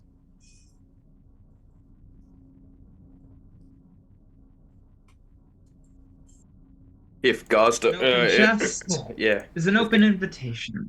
if Gaztog would have heard that, he would have agreed wholeheartedly. He's like, "Whoa, whoa, whoa, I think we can find a mutually beneficial agreement here. Listen, I have very, very pertinent information on raiding targets in the area. Not to mention my ability to repair your ship, which I think you'll find very few people willing to do now. Particularly If no, nearby. go ahead. Also, I've placed Yarla. And he's like, particularly nearby after, unfortunate events." I like this man. Gluflug was slowly pulling a javelin out, getting ready to throw it until you say that, and then the javelin starts going back. I assume Gastog and Yarla joined the situation up here? Yes. And Yes, please. as Yarla says, I like this man. Gaztog would say, I like this man's ability to think that he's so fucking important, even though Glufrug could separate his fucking ribs from his back at any given moment. He's like, "Oh, I don't contest your martial prowess. That's why I listened to Glufrug when he said to not issue any challenge. We lowered our Which weapons." is precisely why I like this man.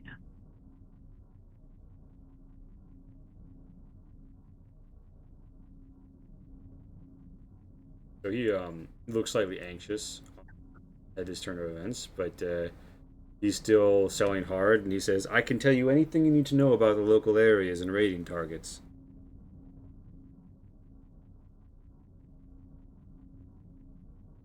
Yes. Go on. Just, Nothing's stopping you. he says, "All I ask is that you spare my house and my pigs from your looting. Otherwise," he gesticulates, "the village is yours."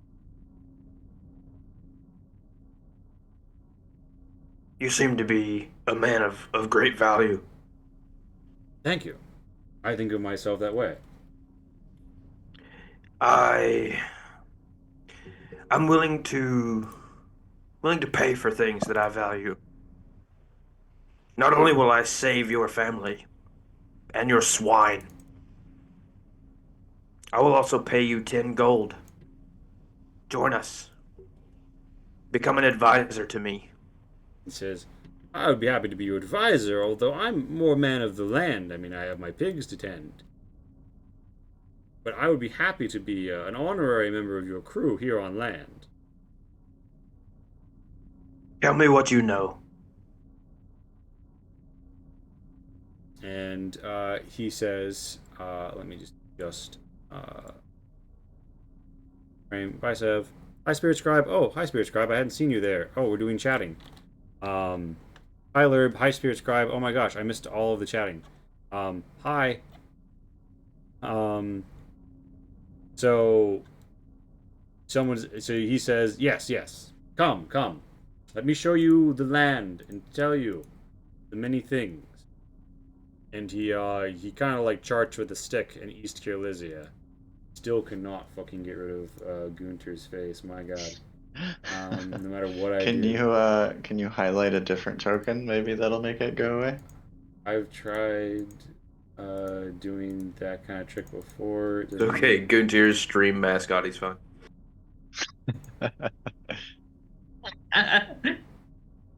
I mean, yeah, I like the advertisement for my art.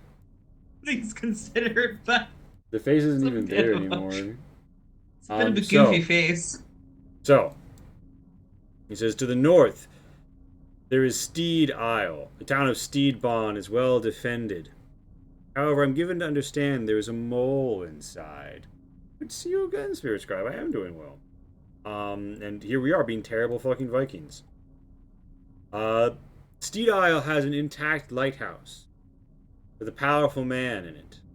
And it has a village which is very fertile to strike, though you should know it has a tower with some garrison soldiers inside of it. So I would not advise the direct approach at this village, which he gesticulates to, and explains to you is known as Auric Village. King's Ascent, I would not go there, for there are deadly griffins engaged in royal affairs. Grut Island is home to the Goo Deep. Those of adventurous sort often go there. And of course, B8 is the All Kirlizia Alehouse, which is famed for its brews and camaraderie far and wide. At D11, you would find a large town, the size really of Steedbon, but without the walls or castle. A large estate and a small camp for soldiers. Bay Fairy Town has great riches and strange herbs. Deep within the swamp, there is Bogban Village. It is surely a place no one would miss, and they hide strange things, like healing poultices and explosives, in their nets. The Tower of Sea in Ringland is full of water elementals and creatures of the deep. They ally themselves with the sea dragon. The Spire of Swamp, run by a woman who I frankly believe to be a necromancer,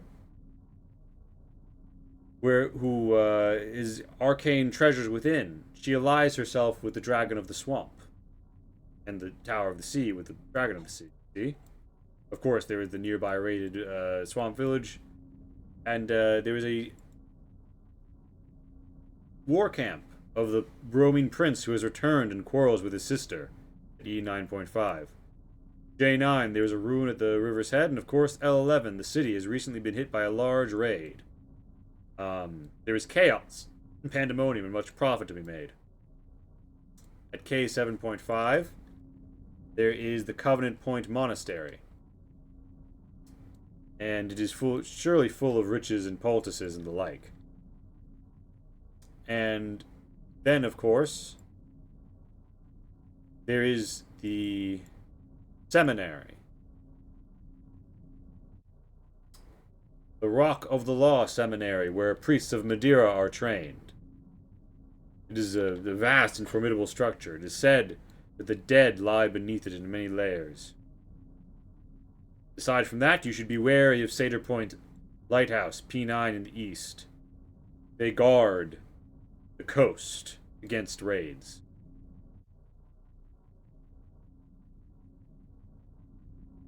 Yeah, that's his little rundown, and says, and of course I could tell you more, but I tell you that Bogban Village, G11.5, and the All Kirlizia Alehouse, B8, are probably the most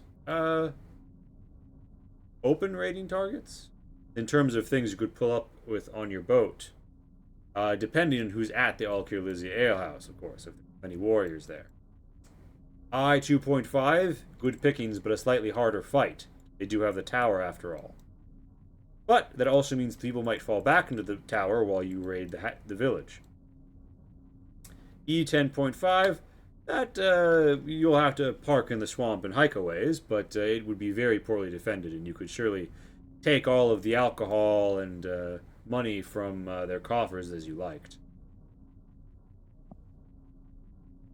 And that's kind of Timmerman's full area sweep. He says, oh, and of course, take from all of my the outlying houses what you will. No one is obviously there right now. Gesticulating around his own village, which you have just attacked.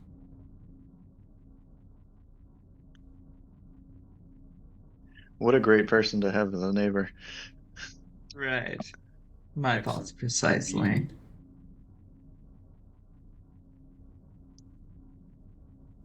So yeah, you can't tell from Yarla's intonation if she's being serious or completely agreeing with you.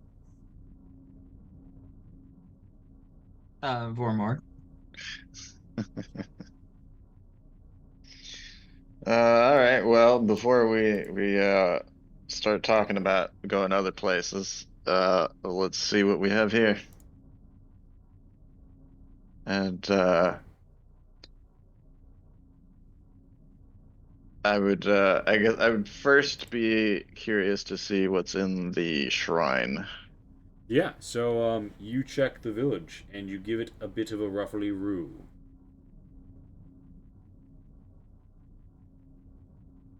You go into the shrine. The buildings to your left and right tenderly burn to a crisp and up and explode. And from there, you see within the shrine, and feel free to move yourself here. It's number.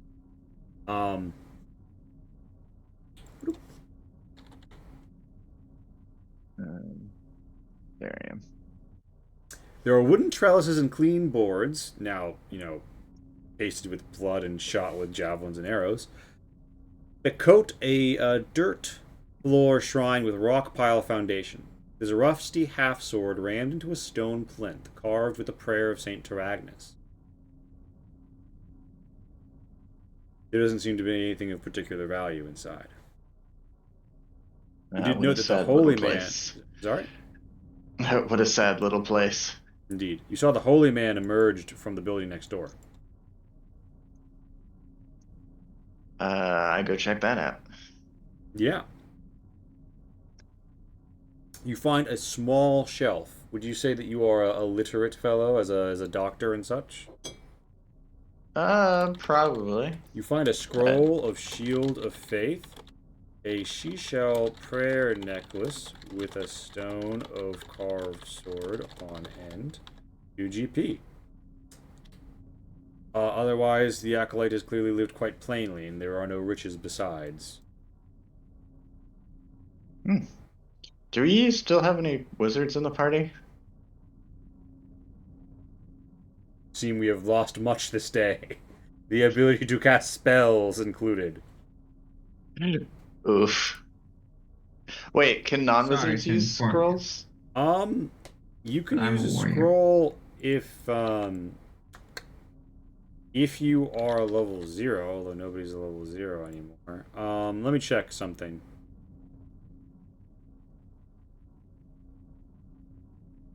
Take it anyway. No, you have to be a caster, and the spell has to be on your list. Contribution to our party's funds. Gotcha. I do sometimes include tablets that you don't need to be that for, but yeah, it's have to be able to cast Shield of Faith or have it on the list. You know what I mean? Gotcha. Okay. Well, I mean, it's a magic scroll. It's treasure. Yeah, I take it. All right. 4 is presently still burning. Do you go to the house Crayan didn't quite poke around? Does Yarla go in the house that her sister didn't quite poke around in, perhaps? Then 4 is it the one to the far south that we started at? 8 is the one. So 7 you started at is burning. 4 is up here, also burning. That's the one that they held up in. Oh, of course, yeah. No, so you want to go to 8 where Carla just to give you Yep. To give you an indication of Yarla's actions. Her first course of action would be to mourn her sister. Oh. She would go up to her corpse, pick it up gently by the nape of the neck, cradling the head. She would bring her forehead to her own forehead, and her tears would meet her sister's eyes. She would set her sister down and take the sword off her personage and any other objects of import. And businesslike, she would enter the house that her sister set on fire. Okay, so you enter the presently burning house. Oh, yes. She's aware. Give me a dex check. Bits of the roof and shit are collapsing, burning around you.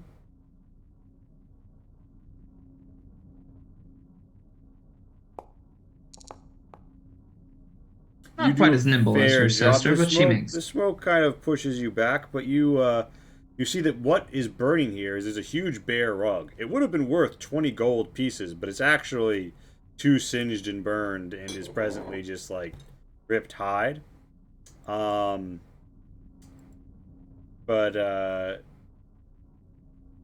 it's it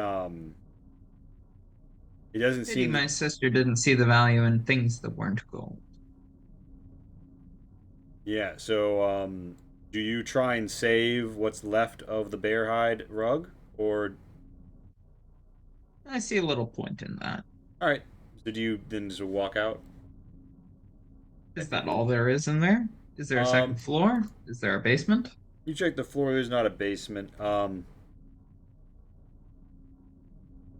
You find a wooden plate and cutlery, and nothing of terrible value besides.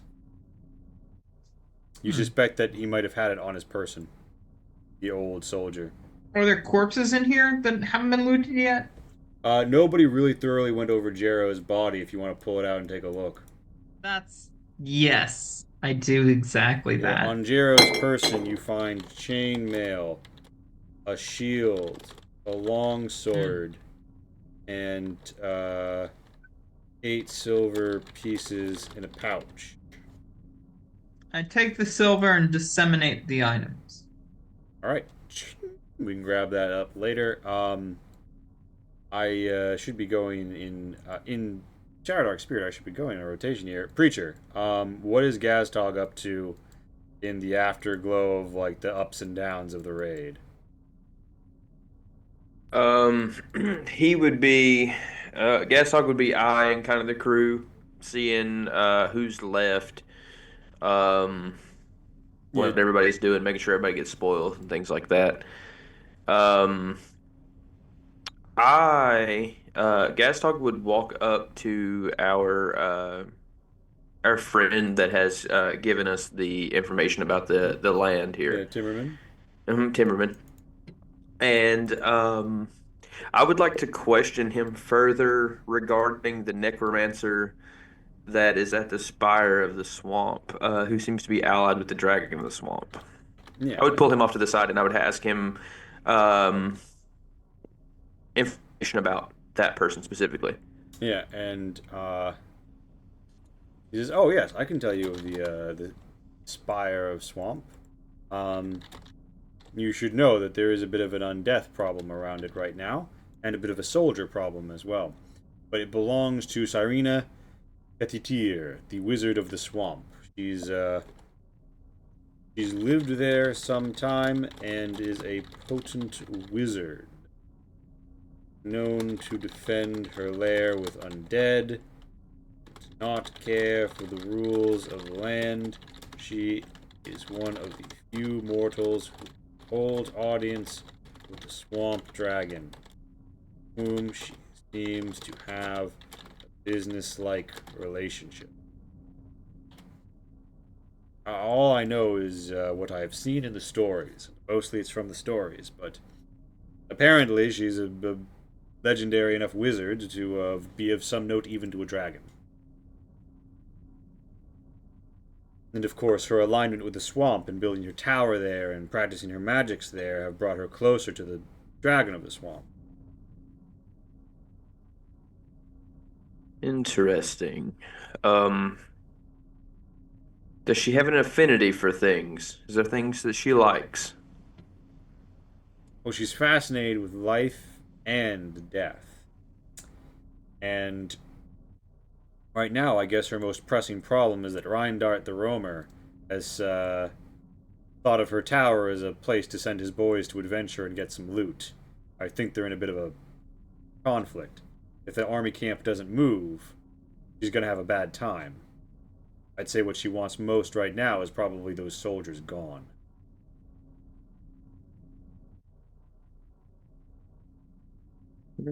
Interesting. Thank you for your information. Of course. Um, you know, do you take great interest in the affairs of wizards? I do. Studies your moment, and he says, perhaps if you were to go in less aggressive mode to the city. There are 3 wizards in the city. Lesser wizards, but wizards nonetheless. And wizards are wont to send letters. I could send you with a letter of introduction to one of these wizards. Um, I would I would assume that I have some currency, right, from the previous pillage. Yep. Um, I would give him a generous donation for his information, and I would say, um, please do so. His eyes light up and he says, I will pull up my writing desk and have it out shortly. And he goes in and scribbles it up. And he comes back and says, the lefternmost of the 3 towers. Trust me, you'll know which ones I mean when you reach Hadhu's city. And Understand. cycling Ramba. Trogborg. Yeah. Trogborg has saved the ship. Mhm. The village has been crushed. What's up? Spirit Scribe. The name is very similar but distinct. As you see, I used the letter K. Sorry, continue. No worries, no worries. Trogborg is actually going to be getting like proper armor instead of just like taking it on the chin and a shield. So we got a shield and a chainmail, so I'll be picking that up. Shing! You arm up. Do you gonna like go like knock over one of the houses that's abandoned? Yeah, might as well see what cool things are inside. All right. What else? Uh, oof. Which one hasn't been checked yet? So this number 8, Crane went through briefly and kicked something Mhm. over. 2 and 1 are like a house and like a small house built off the side of it that share a common wall. Ooh, that sounds fun. Let's go. All right. So you want to go into the big house first? Yeah, All right. to adventure. You Trogborg goes in, takes a look around, So lucky to be alive right now, unlike the dead party members. The Wattle and Daub house painted with a red and has a thatched roof. Seems to have the living bits for 3 people. You find a writ of debt with 20 GP remained of 50 GP owed, relating to the building of Helninki's hut, which you take it as the attached structure.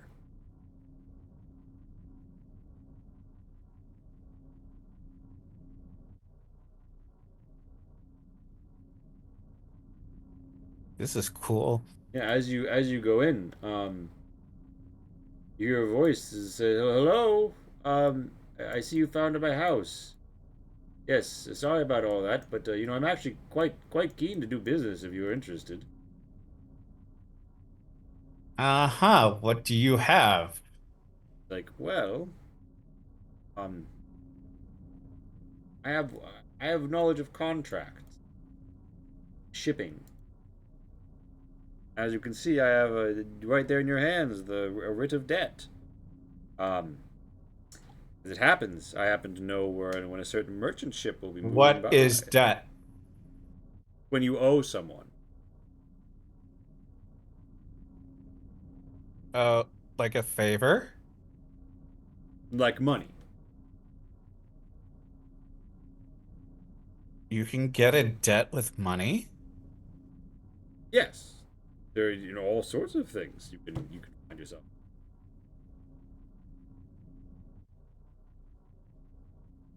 But But yes, I know when a juicy merchant ship will be coming by. If you wouldn't mind leaving my house unmolested, I'd be happy to tell you all about it, he says, climbing through the window. uh-huh. He's good. This Trogboard can't read, so he just is like, this is way above his pay grade. So he's just gonna look for someone far more smarter to talk to this guy.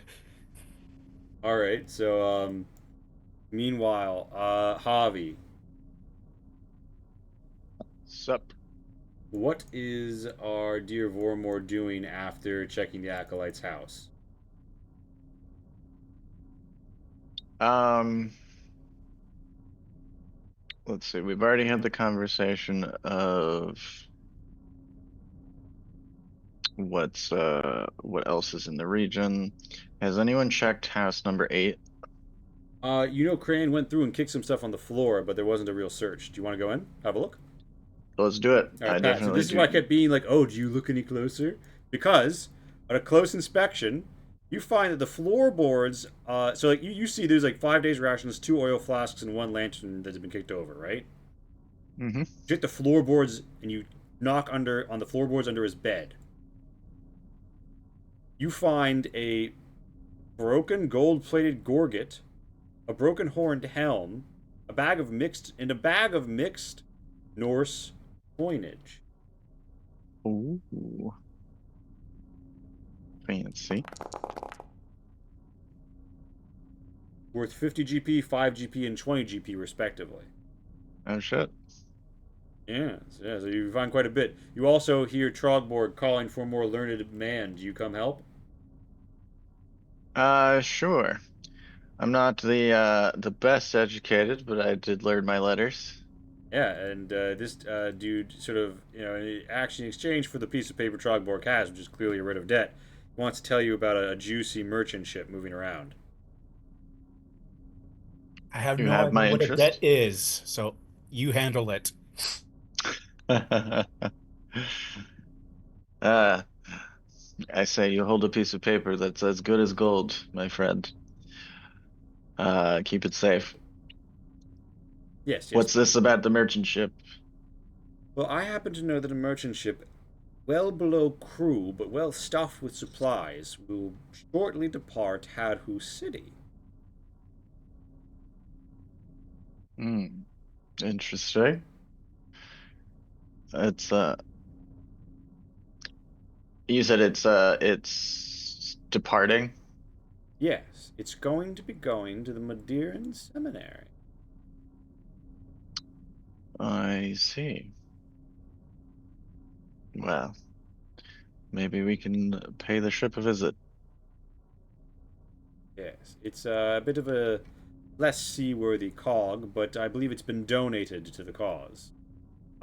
As you may have heard, the city's been hard hit, and so there's little to go around. But thankfully, someone has put together an effort to distribute a resource.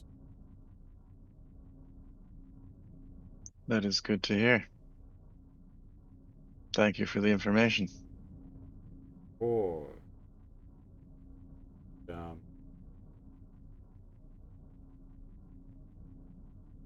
yeah, you got and on your way out, if you note that number one is still occupied by milkmaid of Getty, and her humble abode seems to contain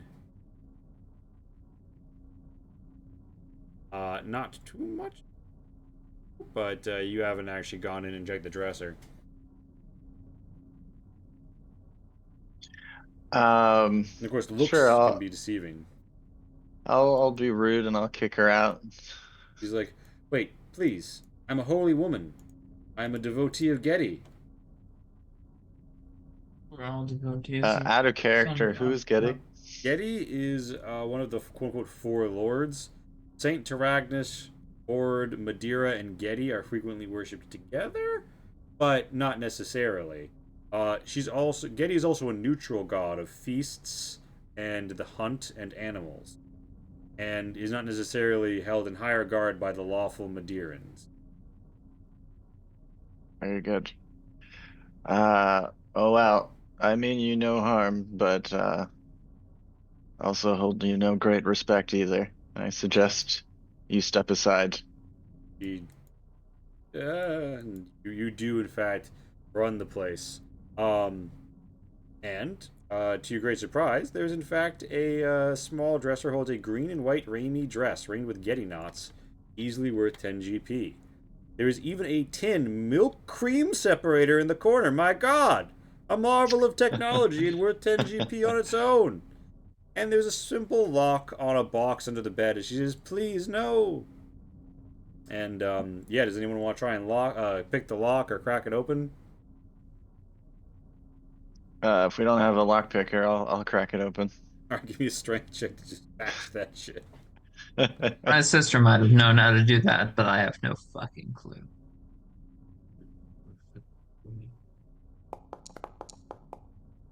Um, you thought it to no great effect. That's 0 for 2 on the lock breaking. This is why Thor He says, invented "Oh, that. please, the humanity, give me my milk separator back, and I'll give you the key."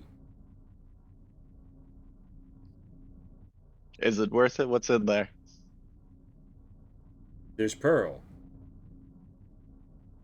Pearl? Alright, you have my attention. Let's do it. Kind of like it holds out a hand as if though to say, like, "Give me the milk separator, I'll give you the key." Alright, I hand it over. A tense exchange later, I get it. She makes out fast with her milk cream separator. You plug in the key, twist, and indeed, there's cracked pearl, an empty tin pail, a copper-plated iron necklace with a knot of Getty, and a small pouch with various values in gold and silver listed in chat. Boom. All right, Pat. Beautiful. Yarla, what you doing? Are you looting some of the remaining houses? Oh, the houses. Others can tend to those. What you doing? Yarla has greater aspirations. What's your aspirations? She strides up towards our dearly departed Gastog. Wait, hold on. He's not. Gazdog No, is Gazdog is alive. Gazdog's alive. Never mind. He's chilling She right strides here. up towards Yarla then, and who the fuck died? Somebody else died, right? Lucklug. Lucklug and Crayon. Yeah. She strides up towards our dearly departed Lucklug. Because apparently I'm a dumb bitch. I'm sorry. She grabs the two dead people and swishes them over shoulder, right? And she lays them down in the rowboat that was next to our longboat. Not the fishing one, but the other one that was there first. You lay him down in like this boat right here? Yeah. Alright. Before she does anything furtherly drastic, she makes sure to take everything that they owned physically. And then do you that give was them... worth a damn. And then with some of the burning wood from the collapsed building nearby, do you give him a proper Viking funeral? You bet your ass. Lucklug goes out in a very honorable fashion. Yeah, the Vikings hail it as a good death, our strongest killer in the raid. He fell, but surely he rides to Valhalla. And I only wish I could say the same of my sister. You died in battle, you know, it counts. Sure. So, they're where they belong now. Creature. So you got the letter of introduction, plus letter of induction.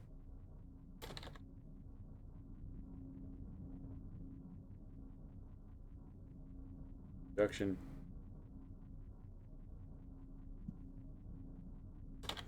And you got your information in your letter, Gaztog. Do you have anything else that you want to do with the people in town? Nothing major. I just want to make I want to make sure that our boat is fixed. Um, make sure that everything's squared away. Yeah, you tend to the ship. Yep, just pretty much tending to the ship, doing the gathering of the crew, make sure again everybody's fed, making sure everything is squared away. Um, for so that whenever we do make our next trek, we're all buttoned up and not in bad shape. Yeah, you got Um, everything in order, and I would say from among the various like foodstuffs, you scavenged +2 ship rations. Um, people. So not all the farm animals got away. There's crops, yada yada. Um, Fish and stuff that have been recently grabbed. Not much, but enough to augment. You suspect a lot of people right. who ran probably ran with their wealth, but also their food. Um, and with that, Ramba. The Ramba, the Trogbog Vormor duo. I can imagine both of you with like the caps and like the Mm-hmm. bubble pipes. Do you guys hit the remaining 3 buildings? Yeah, yeah, we got to be thorough, right?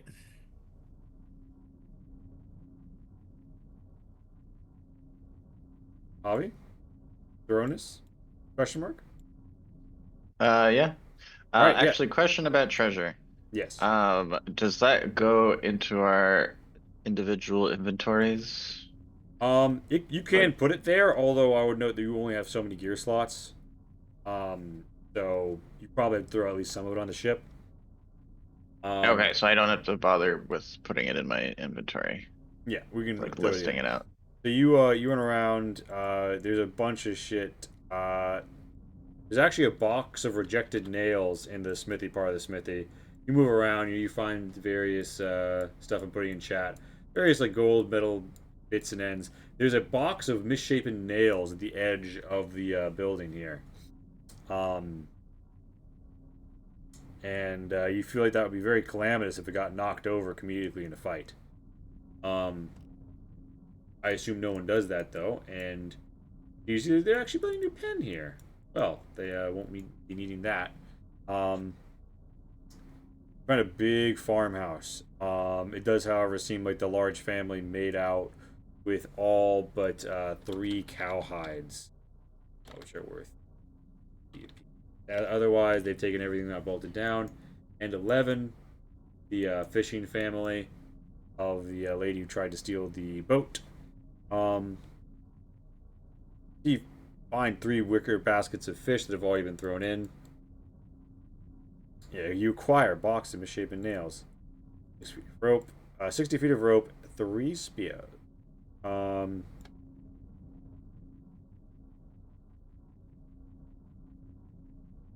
so there's 3 spears and 60 feet of rope in this house. With that done, you have conducted the whole of the raid. Do you? I presume you guys go rejoin the party. Yep. All right. With 14. Actually, wait. Yeah, with 14 living Viking raiders, the crew reassembles. It's late in the day, and you've just raided this place. What do you do? Where do you head? You won't be able to get far. Did we recruit any people from the village themselves? Uh, Does that 14 count the people that we recruited or no? so you don't really have good luck recruiting at the villages that you raid. No one, although actually, one person is willing to take you up on the offer. Um, Adron Vern's son. Um, so you are up to 15 with Vern's son aboard. Uh, he's pretty green, but he seems to know a thing or two about regional shipping. So you gain an additional local Kirlizian on the crew. That's the 14. 15 is your full total now.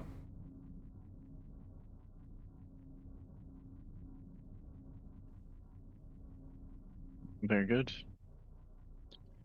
Well, I say we need to find a place to repose and lick our wounds. So, no settlements immediately. Do we have any foresty areas nearby? So there is a swamp to the north. There is mostly fairly open fen to the east and the west.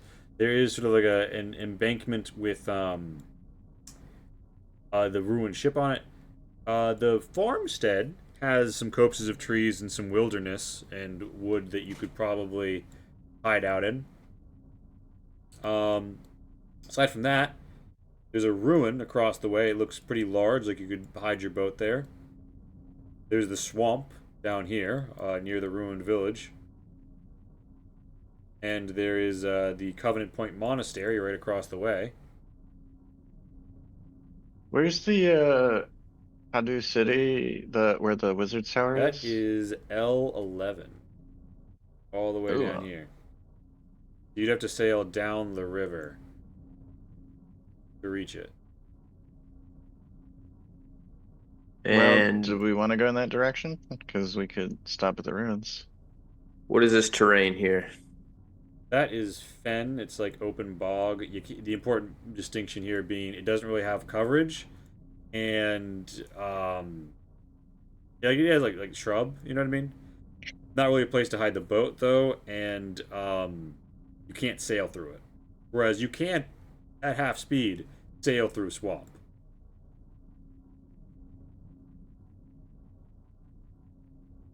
And there's a really big forest down here, but that's pretty much far from where you.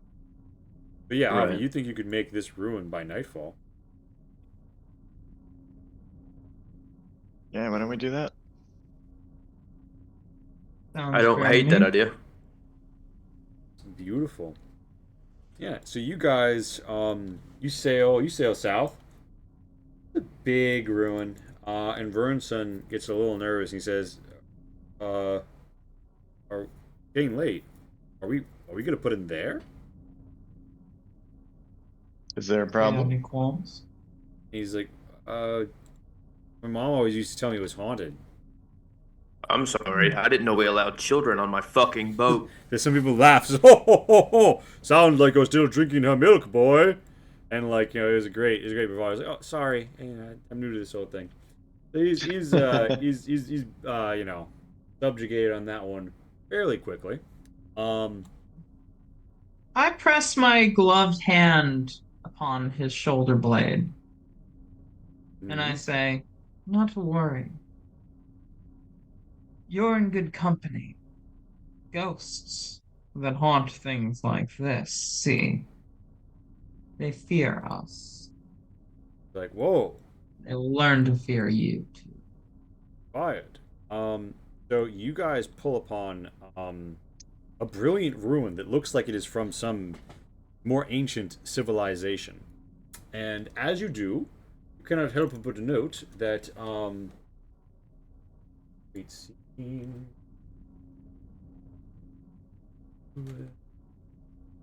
Try and get this.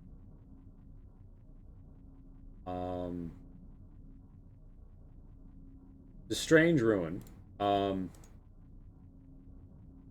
And it has a very tall structure. Also, looks like maybe a lighthouse of some sort once, and various like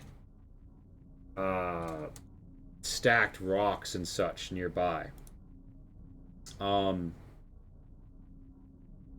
you come in, and you're about to see the map. I'm just stalling while I download it. What do you say to each other as you sail over?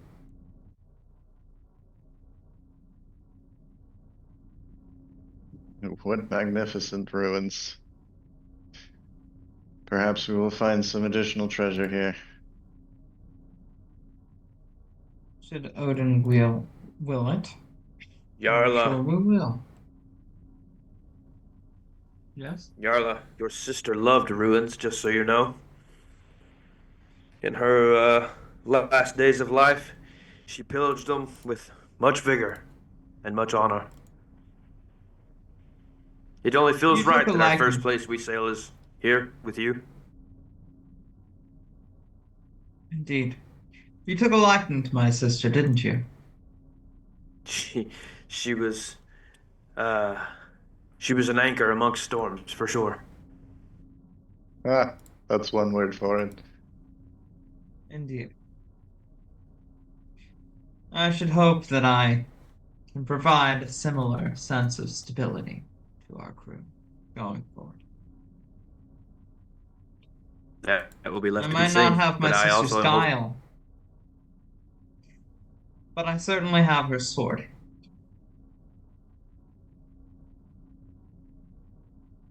we do like a strong hand. Glad I to am know. anxious to see.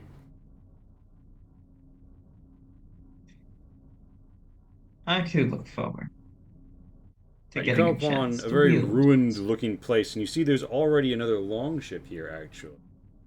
Um, Hmm. and I give you vision because I'm a silly guy. Okay. Um, It would appear we have company.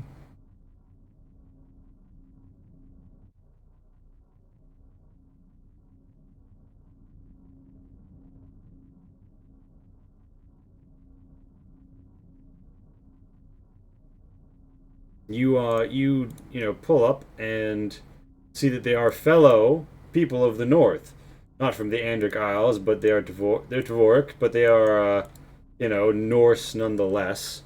You get out amidst these ancient rocks and such, and find that they have a bit of a campfire going. They come out and greet you, and Leland finds. Yeah, so you see 8 Nords and 2 Berserkers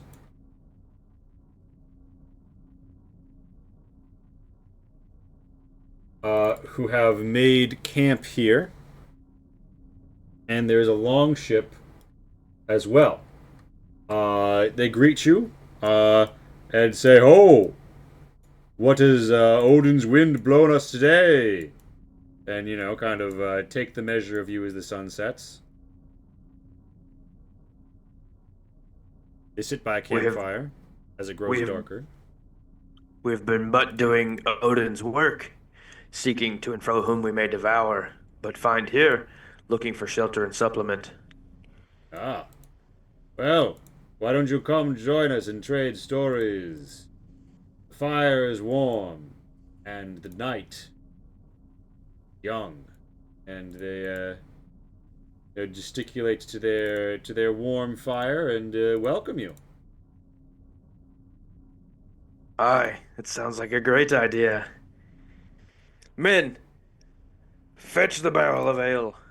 Oh, and of course there is much celebration, and their group, is happy to mix with yours, and they have pulled their longship up on the shore.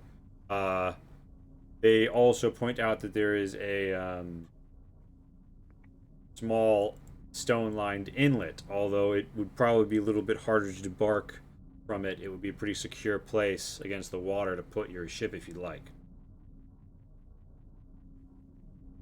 Or you could also bring yours up just on the shore right here, in like perpendicular park with them. Um, yeah, I see no reason that we wouldn't just kind of park with them and look over our ship now Okay. that it's on land and make sure that even the bottom parts of the hull are taken care of. Mm-hmm. Should damage come to their ship, damage will come to ours, and vice versa. Seems like an All right, obvious who place. has their boating license? Who knows how to Seems like parallel park? yeah, it seems like we have a Nordsman's agreement Yeah. and Yeah, you all come in and settle around the fire, and You tell your stories, and you earn your XP, and you know, check it out. People wonder at what this structure might have been. You give me an int to like try and figure out what it was.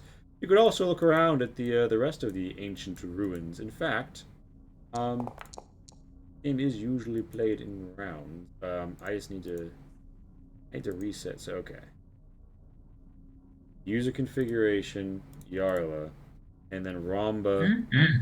I need Luck Lug is dead. Long live Luck Lug. I need the user configuration. Trogborg. Vormor. As the night comes upon you and you settle in, what do you do? Where do you go? What are you thinking? Do you want to investigate some of these? There is this really tall, still standing lighthouse-looking structure on the west side. Where do you want to go? What do you want to do? Well, I guess I ask my comrades, are you all interested in investigating this structure?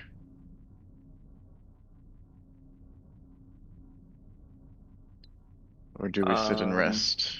Gaztog would probably be not interested in looking at it. He would be resting, but he would not be opposed to a group of men going to check that out for sure. As you gaze around at ancient peeling white stones with marrow yellow chips deep within, cracked brick and sundered foundations. The crumpled leaning tower barely still stands, but it is the last structure with a roof, though whatever was within has long since been pounded away by rubble.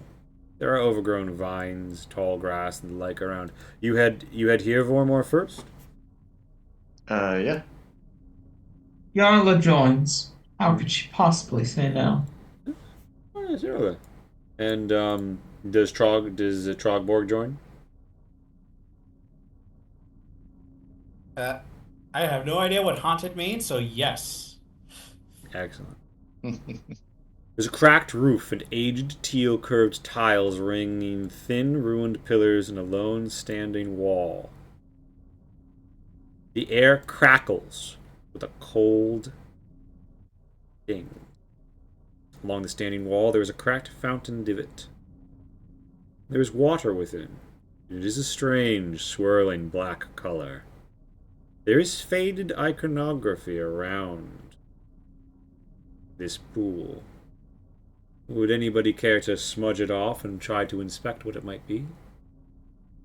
Yeah, I would investigate the iconography. Give me an int check, my good sir. Alright. Too worn and faded, perhaps, but you can't quite tell. Oh, shit, Vormor, was the earlier check to think about the ruins? Yes. You think that what they're in right now should be the basis of a small fort. You think that they're camped out in what would have been the courtyard of a fort. And that's yes, why the quite rocks make sensible. such a shape around it. That's where you are now. You're confused. Does anybody else give a crack at that int check? Yarla's by no means an intellectual, but she gives a go at it. We are here. Just Trogborg Yes, wanted. Meanwhile, to be fair. Gaztog, what do you regale your new friends with? What are you up to with the men and the ladies and chilling and doing Viking shit? I would assume that with our, gathering around, telling of stories, sharing of ale, and so on and so forth, I would have determined who the leader or Jarl, whoever this band would be. Yes. Yeah, although what you determine is that there's not a strong structure between the two berserkers. You gather that their captain has died recently, and there's still a fluid scenario in terms of what's really emerged. Okay. I would have probably spent the remainder of the time sitting here, obviously laughing, cutting up, telling stories, seeing if they were interested in banding together with us, Yeah, maybe so merging. they're seeming pretty interested. Give me a charisma with advantage. Ooh.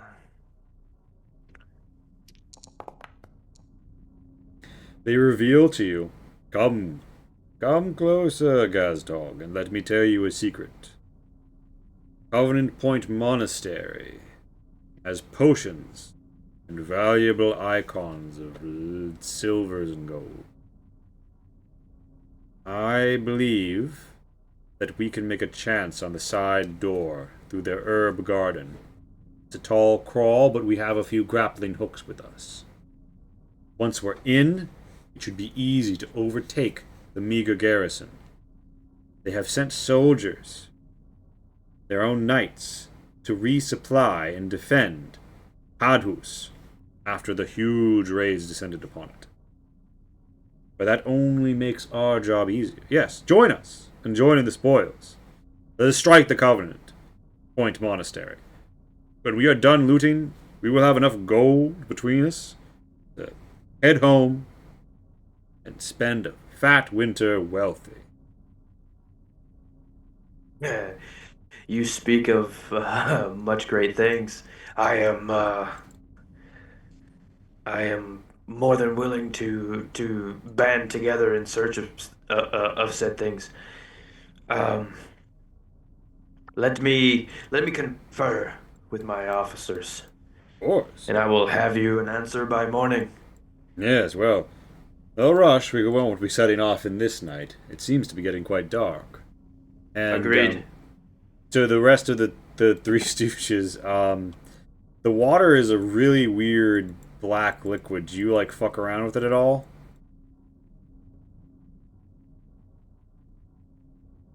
Do I get any insight from just looking at it?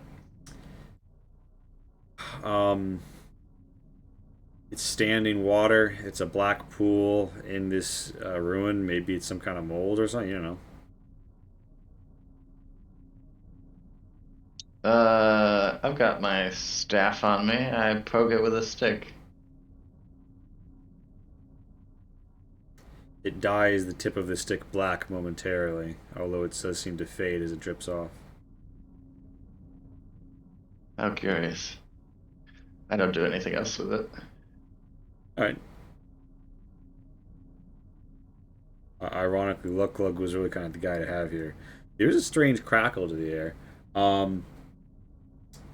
Trogborg.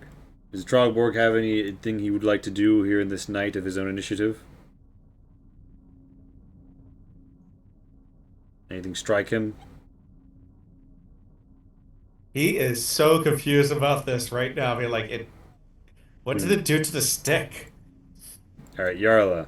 You got anything in particular you're doing, interested in taking a gander at, or are you just chilling with the boys? Well, as much as I'd like to have a decisive and unique take on the matter, I can't say that I do. But like do you wander off to another structure though? Yarla is not Crayon. She's All not right. one to wander without. Well, Gaztog, you find your three officers of note at the moment poking a stick into a black pool.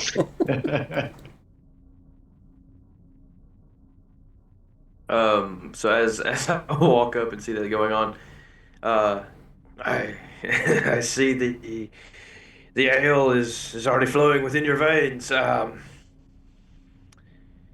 Something's certainly flowing in that pool. What are we looking at here? Acid, perhaps? Hard to say. I'm not of the intellectual variety. Nothing you should drink, that's for sure. On that we agree. But I'd say the same about seawater. Doesn't narrow down the suspects. Yeah. Gaztog, So, do you as you see the symbols, do give me an int check. Sorry, but continue talking. Ooh, in check. I'm gonna make Yarla give an in check here too, if that's okay. Yeah. Give it to me. So I casually look at the symbols and disregard them as nothing, because of what is on my mind. Yeah, And she's Gastok steps up and says, "While conversing with our our newfound compatriots. They seem to have a pretty firm grasp on a potential raid, a very lucrative one. Um, while speaking with them, I have not I have not detected any guile or any deception, and I think they're onto something. They have offered um, their information as well as all able bodies to split this spoil, and They wish to join our ranks. I believe it to be a good deal. I believe they are looking to join us.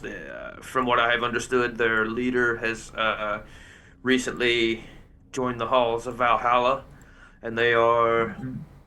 in a change of leadership, which makes them prime for recruitment, I believe. Um, I think we should. It is my opinion, but I told them I would confer with my officers. Um, it seems to be a good idea, and if this goes smoothly, it seems we may double our ranks, if not more. What say ye? Just know the job is a monastery. The monastery has several goods. They also seem to have a pretty good initial plan.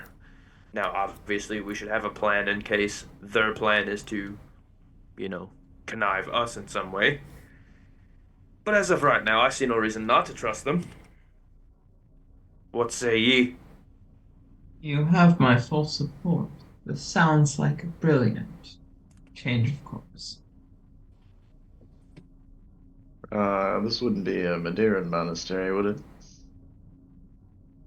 Hmm. Did they say what it was? I don't remember if they said if They it was said it was Madeira or not. They said Covenant Point Monastery. They designated that it's the monastery like 2 hexes up. They didn't say a god. They What Would difference I would that know make? from my conversation with the guy on the beach that I traded grain or yeah, grain with? Uh, He said that the Covenant Point Monastery and the Rock of the Law Seminary were dedicated to Madeira. So that would include this place that we're talking about now. It would seem so. Well, that's awkward. Is that a problem? um, it's not my first choice.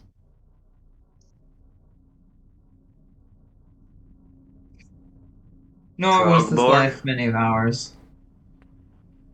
And yet, we must provide for our families, must we not? You got me there. Trogborg, what say you? Yes. Uh, why did I become an officer? You also have the eye patch, so I listen to you.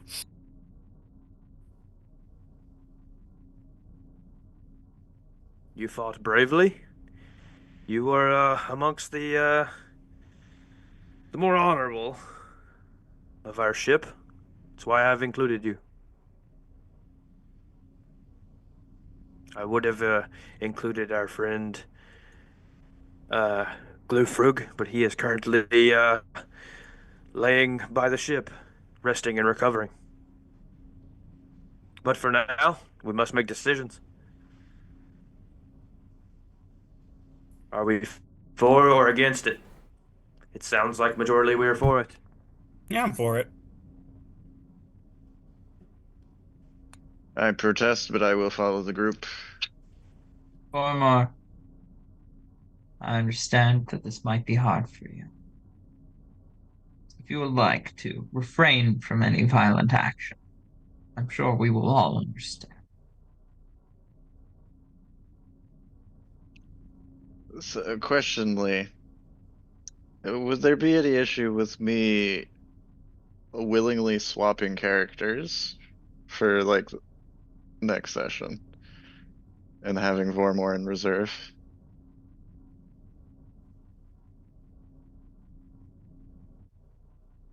Or would you rather I not do that? No, that's the beauty of the system. You're free to. Sorry, I was muted. I realize. Um, Yes. You guys discuss the particulars deep into midnight. As you talk about things to do and who's to go where. As the time passes, a very strange thing happens.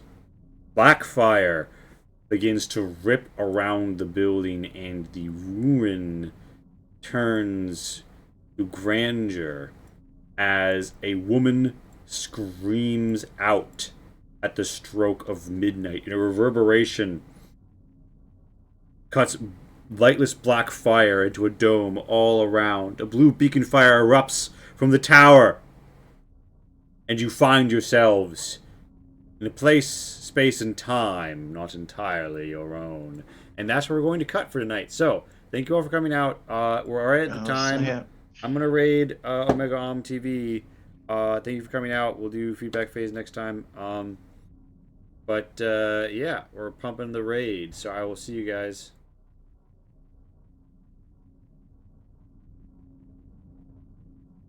Boom, done. All right.